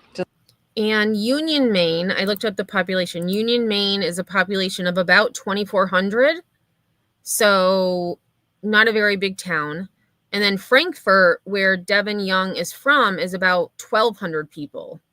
So both very small towns. It's frightening, and I'm delighted that there's been an arrest. There was all kinds of rumors circulating about the New England serial killer. Police say the juvenile from Maine was taken into custody without incident in Union. He's now at the Long Creek Youth Development Center in South Portland. Police have given no motive for Sonny's murder, but families here are relieved knowing they've apprehended a suspect. I think they did a good job in finding the person. A lot of good people in town that were upset about what happened, and I'm sure that they're very relieved that an arrest has been made. Neither state police nor the Attorney General's office will say what charges have been filed against the teen or if he was solely responsible for Sonny's death. I'm glad that they found the person, but I feel badly for him. I hope they can make it stick. I don't feel bad for him at all. What? I don't feel bad for him at all. He took someone's life. I hope he's guilty, because then we know. Maine State Police say this remains an active and ongoing investigation. No further information is being released at this time. Police say if you have any pertinent information related to this homicide, you're asked to call Maine State Police. In Union, Brad Rogers, CBS 13 News. And I was just thinking, too, I wonder if the state police hadn't been at the campground for a couple of weeks, because why did Devin wait 2 weeks to tell police, hey, I might have some information for you? Or was he getting antsy, like, oh, they haven't found anybody? It's just, it's terrible. Like, it's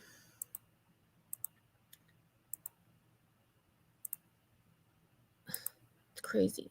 All right, so I want to just look up, before we end with the story, I just want to see if there's any other updates.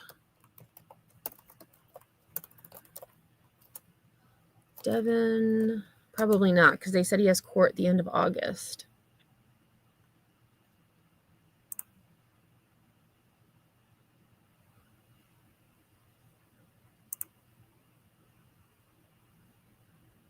Oh, okay, so it looks like the state of Maine has created a page to post information in regards to state of Maine versus Devin Young.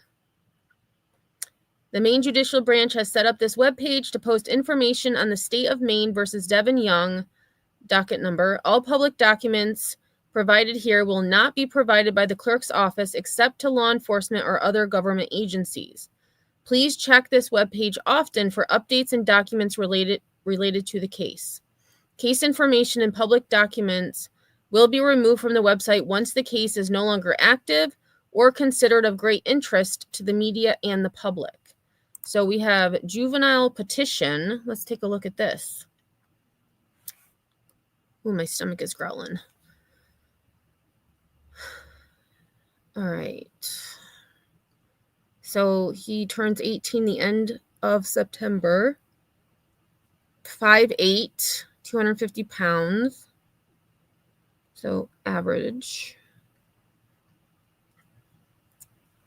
All right. So this is kind of what we had heard, or I had read earlier. On or about July 2nd, 2025, in the town of Union, Knox County, state of Maine, Devin Young did intentionally or knowingly cause the death of another human being, namely Sunshine Stewart, or did engage in conduct that manifested a depraved indifference to the value of human life, and which in fact caused the death of Sunshine Stewart.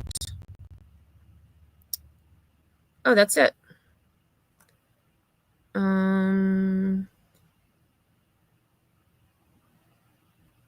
Petition read, denial entered.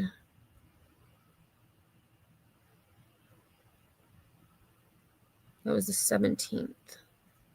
All right. That's it. Juvenile petition. All right. Well, that's cool that, well, it's not cool, but it's helpful that they have a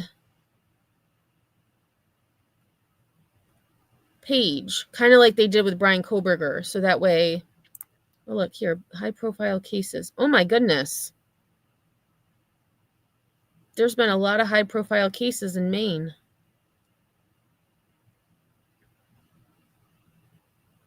Wow. All right. So the last thing that I wanted to actually, before we get to the lizard, this is just a quick, like 3-minute video. Oops. I had mentioned Stephen McDaniel.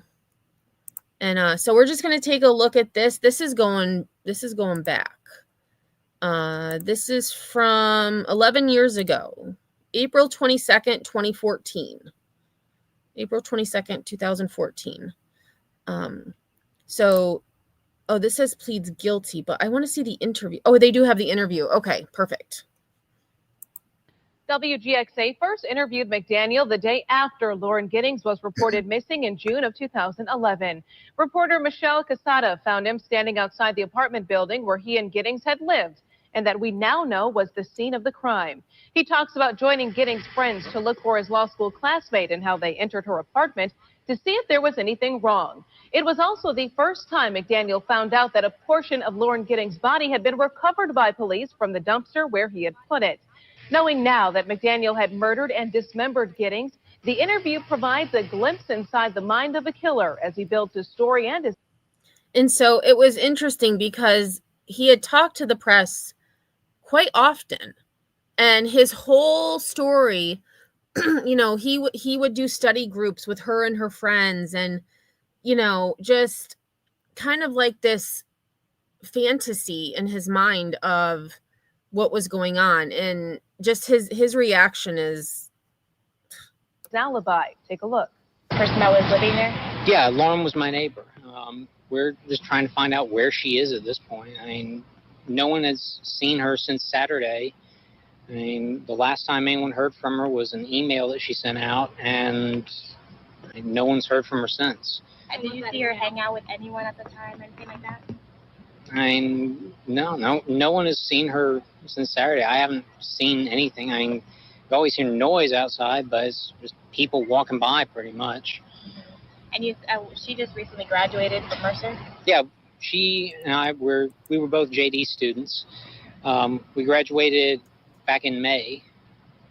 What kind of person was she? I mean, what did you see? I mean, she's as nice as can be. I mean, very personable, very much a people person. Do you know any enemies she might have had, somebody that might want to hurt her? No, we don't know where she is. I mean, the only thing we can think is that maybe she went out running and someone snatched her. Because we went over. One of her friends had a key. We went inside and tried to see if there was anything amiss, but I mean, she had a door jamb that was sitting right by it, so there was no sign that anyone broke in. I mean, the door was locked when everyone got here. I mean, we just don't know where she is. What about in the parking lot area? I know they've been doing a lot of. I think that's where they have recovered the body or whatever they recovered from there. Body. Had you seen anything there? So there's where he's like, what? Let's watch that again. Because he's like, body. Like, he's just gibber, like jibber, jabber, gibber, jabber. And then she says, oh, did you hear about, you know, that they found a torso? And he's like, body? I mean, the door was locked when everyone got here. I mean, we just don't know where she is. What about in the parking lot area? I know they've been doing a lot of. I think that's where they have recovered the body or whatever they recovered from there. Body. Had you seen anything there? Had you seen anything there? He's like, oh. I mean, we don't know if this is the same person. You know what I mean? Like, they took out a body there earlier. We don't know if it's the same person or not. So that's how we're trying to ask people if they know who lived there. Are you okay, sir? I think I need to sit down. Okay. I think I need to sit down. He's like, he's busted. So, yeah, that reminded me of kind of like this kid wanting to involve himself in the case and do all that. So I just wanted to look quick because the local news in relation to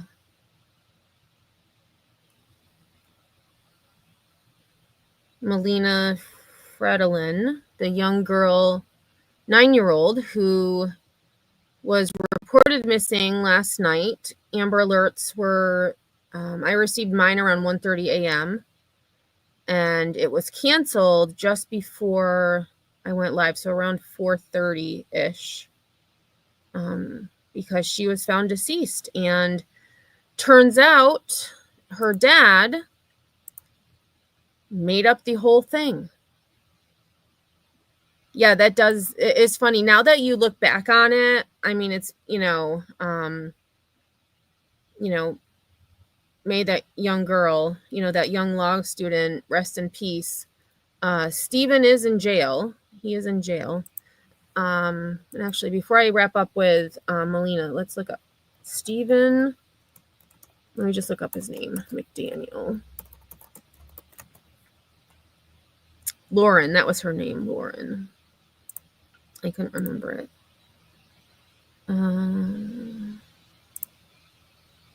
Sorted by date.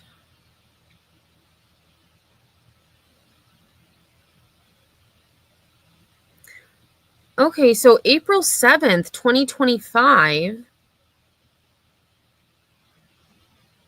Oh, this guy. So it says the beginning of April, Stephen McDaniel was sentenced to life behind bars, and he's requesting to be freed from prison. No, sir. No, sir. Okay, so this is, so just the family. So, they found her torso. I believe it was her torso.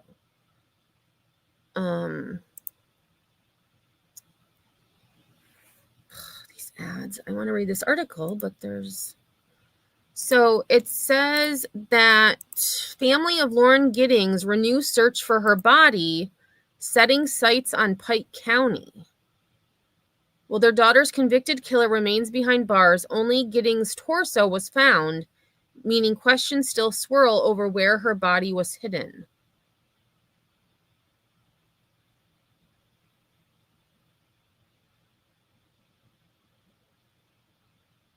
The family of a 2011 Macon murder victim killed by a fellow Mercer Law student wants to reopen the search for her remains. Stephen McDaniel is serving life with possible parole for murdering classmate Lauren Giddings. Okay, so I thought it was the other article I thought had said without parole, but seems like he can get parole. Murdering classmate Lauren Giddings at the Georgia Avenue apartment complex where they both lived. Investigators say he cut up her body and left her remains in various locations. Now her family wants to search in Pike County, about 50 miles northwest of Macon. A federal lawsuit filed by Giddings' family in 2013 said they suspect that McDaniel visited Pike County in June 2011, about 2 weeks before he killed Giddings. They say he surveyed land owned by his grandfather, looking, quote, for locations where he could scatter dismembered body parts throughout the woods in accordance with his murder plot. Giddings' torso was found in a trash bin outside their Barrister Hall apartments, but her head and other body parts have never been found. In 2011, investigators searched at the Twiggs County landfill, among other places. Pike County investigator Lee Huffman told 13 WMAZ Monday that the Giddings family reached out to their office about scheduling a search. Because the case originated in Macon, he says, they referred the Giddings to the Bibb County Sheriff's Office. The Bibb County Sheriff's Office confirms that an investigator spoke to the family Friday and Monday, but they won't release any further details. Oh, here, related update. Stephen McDaniel's former attorney believed he was innocent until his confession. I don't know. That whole reaction, though, that he had on that interview was, yeah. Yeah, he was a law student. And he was like infatuated with her. No, Meredith, she was found deceased. Oh, and actually, before we get to the lizard, just to recap about Melina. So I had said, the Amber Alert we got around 1:30 a.m. because it was so loud. It woke me up. And then it was canceled just before I went live because she was found deceased in Ticonderoga. Oh, and actually, let me sign in. Because you can't read an article. You don't have a subscription for for a lot of newspapers now. So I pay for 2 newspapers, the Times-Union and the New York Times. So missing 9-year-old girl found dead in Ticonderoga, which was about an hour north of where she was last seen. No, I don't want to sign up for anything. How do I get rid of this? Oh, because I was zoomed in, that's why. An Amber Alert for Melina Galanis-Fratolin had been issued early Sunday morning, but in the afternoon, state police said her father had conflicting stories about her disappearance. She was such a beautiful girl.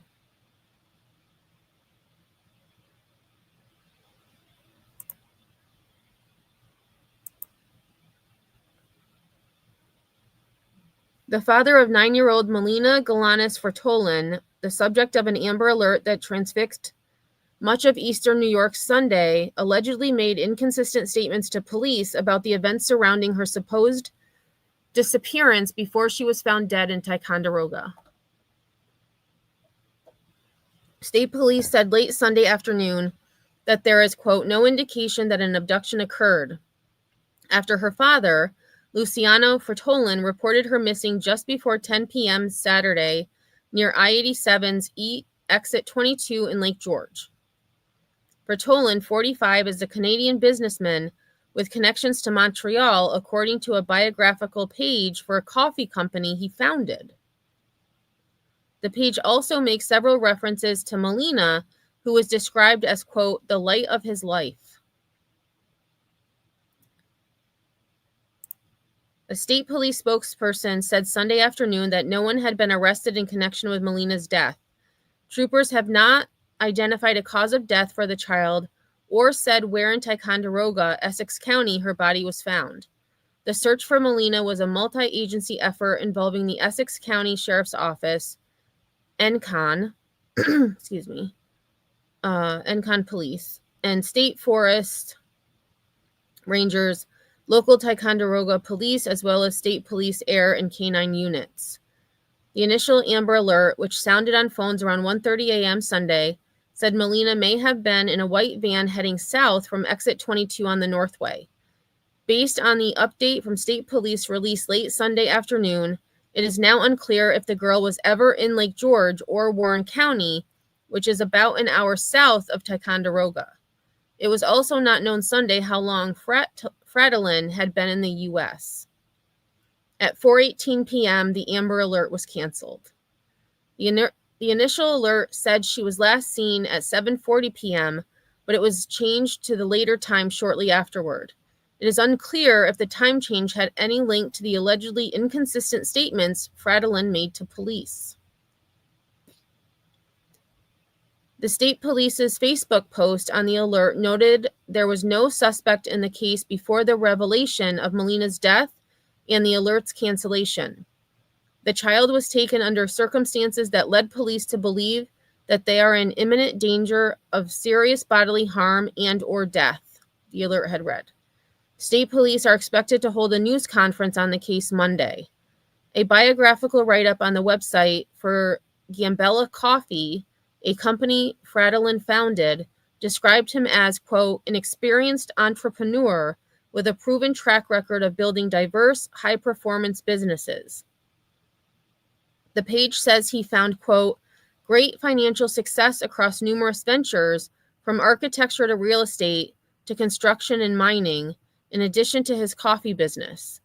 The biographical page says he is the son of an Ethiopian mother and an Italian father, and that his mixed ethnicity was a source of difficulty as an adolescent. The page claims he was educated in the United States and United Kingdom and that those experiences changed him. He was left reinvigorated and reconciled the difficulties he faced during his youth by embodying the Nietzschean attitude of, quote, that which does not kill him makes him stronger, the website said. The page also makes a cryptic reference to an incident in February 2019 in which Fradolin, quote, was met with an unfortunate event that severely affected his well-being, end quote. The page does not explain what the event was, but describes his, quote, road to recovery as long and arduous. Molina features prominently in his publicly available biography. Seeing the world through her eyes has also helped look for creative ways to reinforce and empower Molina to know, feel, and understand her own unique individual beauty and intellect, while also teaching her to celebrate those same virtues inherent in the world's diversity. The page also says he, quote, currently spends as much time as he can in Montreal, Canada, with his daughter. Information about Molina's mother or other relatives was not immediately available Sunday. The Times-Union previously reported on how Amber Alerts work following the disappearance of a 9-year-old girl from Moreau Lake State Park on September 30th, 2023. The alert in that case wasn't broadcast until roughly 15 hours after the girl's parents reported her disappearance. The girl was found alive 2 days later in a trailer used by Craig N. Ross Jr.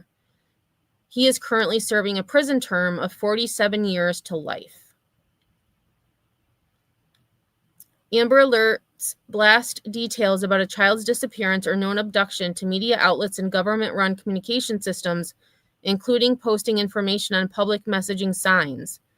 They are named for Amber Renee Hagerman, a 9-year-old girl who was abducted while riding her bike in North Arlington, Texas, in January 1996. Hagerman's body was discovered 4 days later. Her killer has never been identified. Excuse me. The Amber Alert system in New York, administered by the state police, has been in operation since 2002. The number of alerts varies annually, and in some years only a few are issued. I think we had one last year too with her name was Portia. She dropped her baby into was like a water pipe. I can't remember exactly what they called it, on the GE campus in Schenectady, New York. I need to actually look her up. Portia.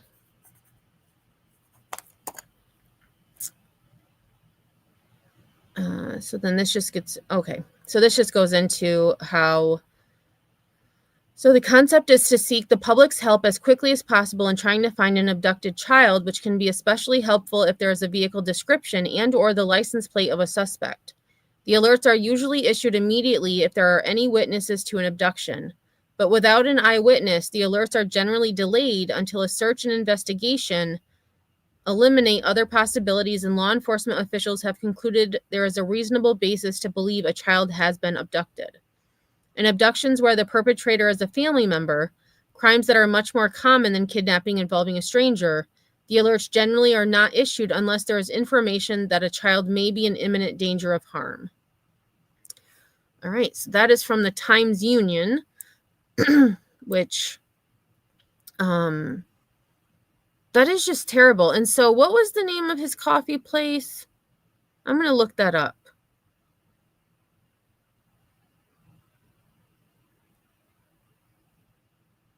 Oh, here, Gambella Coffee.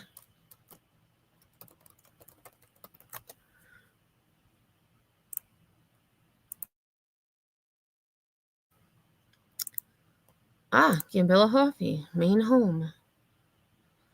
To be honest, I'm surprised they haven't taken this page down yet. Okay, so organically sourcing the coffee we love.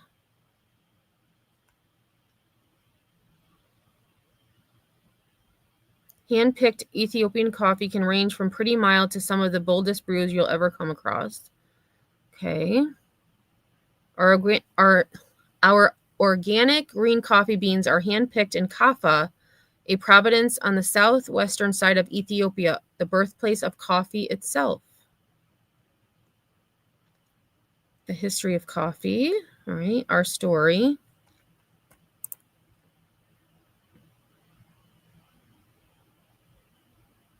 Oh, wow. Our history and pictures. The images below express the beginnings of our passion and love for coffee, the roots of Gambella. Luciano Fertolan, founder, age 10, spending time with a local friend. Hey, Soflo Mama. Thanks for stopping in. And thanks for sharing my kitty wish list. I was actually thinking about that the other day. I probably need to update it a little bit. So here, Luciano, founder, age 5, had jumped into the gardener's bucket as a means to cope with Gambella's warm weather. Here he's age 30, taking a helicopter trip to the Gambella farm. I mean, he looks like a decent guy.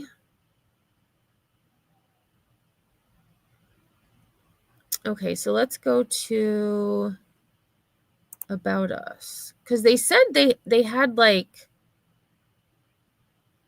a lot of information on here. So here's the story and face of the person behind Gambella.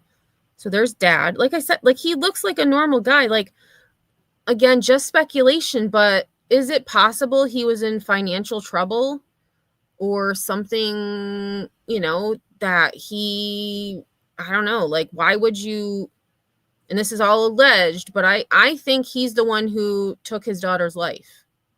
Like, why else would you report her kidnapped?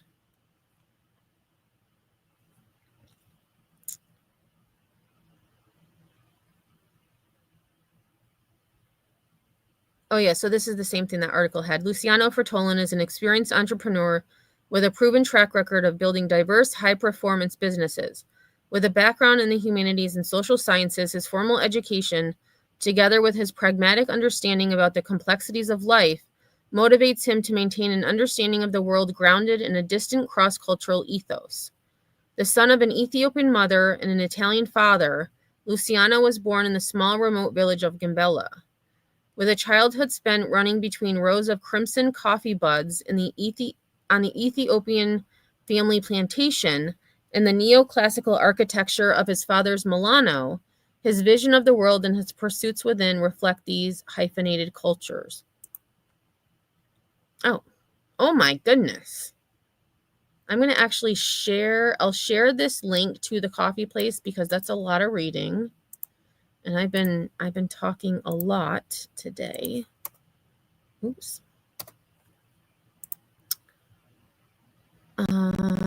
So yeah, that article kind of. Okay, so here they said in February 2019, Luciano was met with an unfortunate event that severely affected his well-being. Though his road to recovery was long and arduous, he remained determined. As he persevered through his recovery, he realized that he was no longer lured by profit and instead decided to invest in people and ideas that resonated with the promise of futurity, creativity, and community well-being. Oh, yeah. Luciano currently spends as much time as he can in Montreal, Canada, with his beautiful daughter, Melina. As the light of his life, she is the inspiration for, well, everything. His pursuits for building a more equitable and just world are deeply guided by his determination that she will not have to endure the same social injustices that he encountered throughout his childhood. Seeing the world through her eyes has also helped Luciano look for creative ways to reinforce and empower Melina to know, feel, and understand her own unique individual beauty and intellect, while also teaching her to celebrate those same virtues inherent in the world's diversity. On a lighter note, Melina has also taught Luciano to let go of his rigid tendencies to keep everything, quote, in perfect order. His love for Melina's messy art projects and chaotic ensemble of toys supersedes his love for a meticulously spotless home. Well, something went wrong. Because she's no longer alive. All right. That's just about the coffee. So interesting. Very interesting. And I hope tomorrow that we will learn more about what happened. Like, why did he say she had been kidnapped when it's my opinion that she was deceased before he even called police. That's my theory. And the fact that he would say that she was last seen in a white van, like, come on. I don't know. Yeah, definitely bizarre SoFlo. So I will definitely be live tomorrow whenever that is. We are going to start reading the book. Well, I'm going to start reading. We're going to discuss, after I read parts of it, The Subtle Art of Not Giving an F-U-C-K by Mark Manson. And it's a book that I've had for years and I never finished it. So I'm hoping that I will be able to, read it. We'll read it together and then kind of discuss. Yeah, book club. And, oh yes, computer. I know I have low disk space. You don't have to tell me. I also ordered the James Patterson book. So that actually, I just realized I never submitted my order on Walmart. So I need to do that because I was going to order it and then I forgot to go through the checkout. So I did that. And then Wednesday, so we're going to do the book. We'll do it. So tomorrow at, I think I have it scheduled for 12:30 Eastern. But depending on when the press conference is from New York State Police, I may move the book reading to 4:30, which would probably work better now that I think about it. Because, so the Walgreens here, the pharmacy was closed yesterday. I'm like, that's weird. But then I went by there and there was only like 2 cars in the parking lot, 2 or 3 cars. So I think the whole store, like the computers were down or something. So today my mom was up there. So I was going to have her pick it up for me. And they were still closed. There was no pharmacist on duty. I'm like, you got to be kidding me.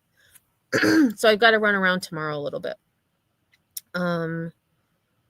So yeah, so tentative for the reading. Right now it's scheduled for 12:30 Eastern, but that might change because I feel like I get more people if I go live at 4:30, 40, like my usual time. Anyways, I'm just rambling.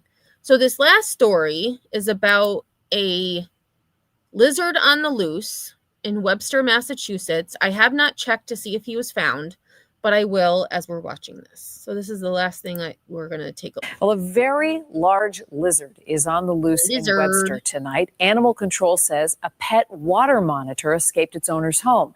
Now, this is the size of a full-grown adult. And new tonight at 11, Tammy Mutasa spoke to neighbors who are keeping their eyes wide open. And I just looked. He is still on the loose. He is still on the loose. Tonight, this is a wild story, pun intended. Police say the 5-foot-long water monitor lizard was someone's pet and it escaped a home. Now they're looking for it, and so is this entire neighborhood. It isn't your typical neighborhood watch. Aww, poor little crazy. guy. Like I can't even put my head to it. It's scary. Neighbors are on alert after Webster Animal Control says this 5-foot-long water monitor lizard escaped from its owner, leaping out of a second-floor window, according to neighbors. I looked out the window, and the back window in the back of that house is like the screen's busted open because it jumped out of the screen and like off of the roof. The leaping lizard got loose while someone was house sitting and opened the window, police say. Oh my God. If I had someone house sitting and they opened the window and my pet got out, I would be livid. I would be so pissed. Yeah, 5 foot. His tail looked pretty long, though. I feel like he's mostly tail. And for them, it's a first. Just when we thought we had seen it all, we came across the missing water monitor. Webster police say the owner got the lizard from New Hampshire about 2. Well, I guess he's like, his tail's half his body. Like, he's pretty long. Like, even his, his head and his torso are pretty long. Look at him. He's so cute. Poor thing is probably so scared. 3 weeks ago. But environmental police say it's illegal to have this type of reptile in Massachusetts unless you have a permit, which police say this homeowner didn't. As a pet owner, you are responsible for it. So in the end, we need to take that responsibility, just like we do with our children, very seriously. Not even a drone from first responders could spot the crawling creature. Neighbors say they've helped search for other lizards in the past. Just went up on a little loop and I didn't really see much. I was hoping to see some action, but I didn't. Experts say water monitors love to travel, go up trees, and they especially love water. I'm like scared. I don't want it to end up in my pool, but like on that girl, her eyes are so pretty. Oh my goodness. Like, wow. Honestly, I think it's cool that they like do that, but I don't know. It's a little concerning. Concerning enough that neighbors are watching their steps and pets closely. I just think it's crazy. That's all.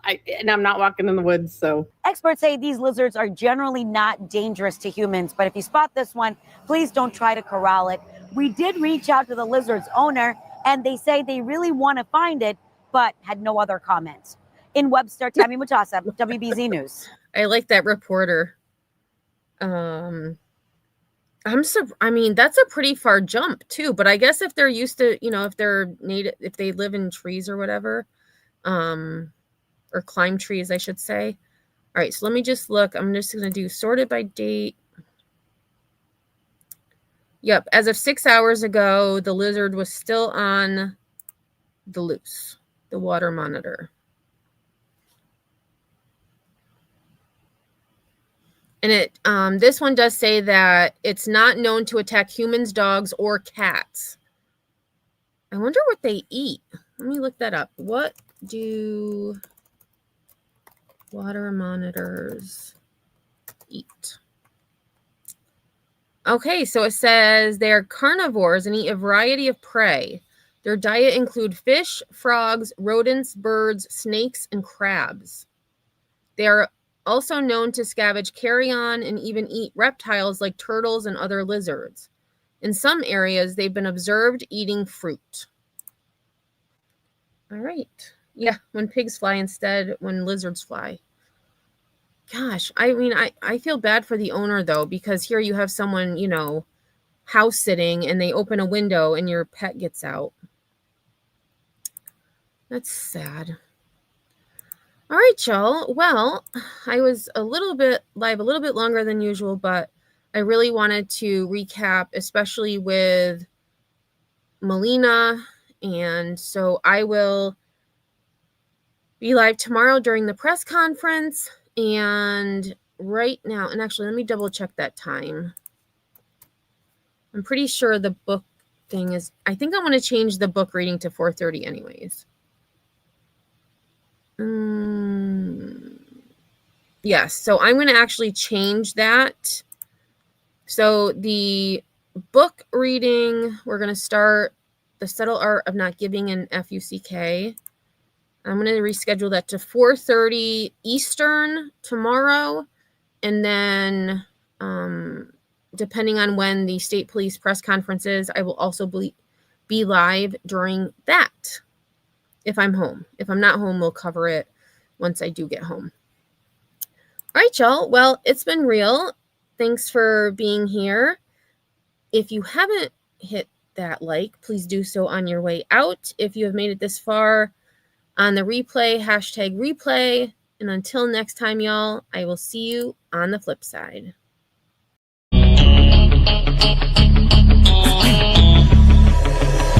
You have one shot on stage, what you got to play. Generic drops for days, still the people rage. Am I not insane? Can you stop and explain why these drops are so lame? Is money buying you fame? I'm fucking on, I'm killing it with this song. You haters can sing along or go back where you belong. Yeah, there's nothing wrong with giving up, moving on. Cause I took your girl to prom, she can't help but sing this song. Till the roof comes off, till the lights go out, till my legs give out, can't shut my mouth, till the smoke clears out, and my high progress. I'ma rip this shit till my bones collapse. Till the roof comes off, till the lights go out, till my legs give out, can't shut my mouth, till the smoke clears out, and my high progress. I'ma rip this shit till my bones collapse.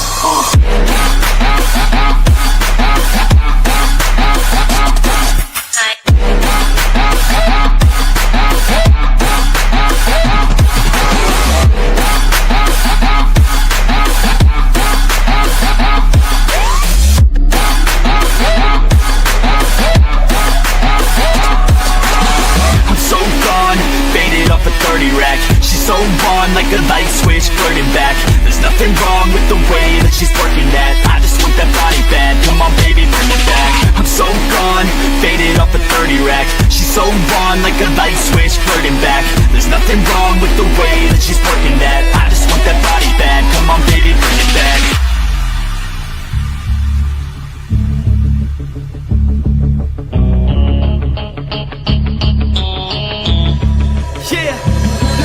I rap with a passion, yeah, I got it in me. I've been waiting quite a long time for y'all to hear me. It's about damn time you put some stock into me. You're either sponsoring me or fucking bothering me. And the fact is, we just practice on this madness. That is why our status is like a canvas. Chances our advancement is enhancing, and this new expansion's like a mansion. Comes off till the lights go out, till my legs give out, can't shut my mouth, till the smoke clears out, and my high progress. I'ma rip this shit till my bones collapse. Till the roof comes off, till the lights go out, till my legs give out, can't shut my mouth, till the smoke clears out, and my high progress. I'ma rip this shit till my bones collapse.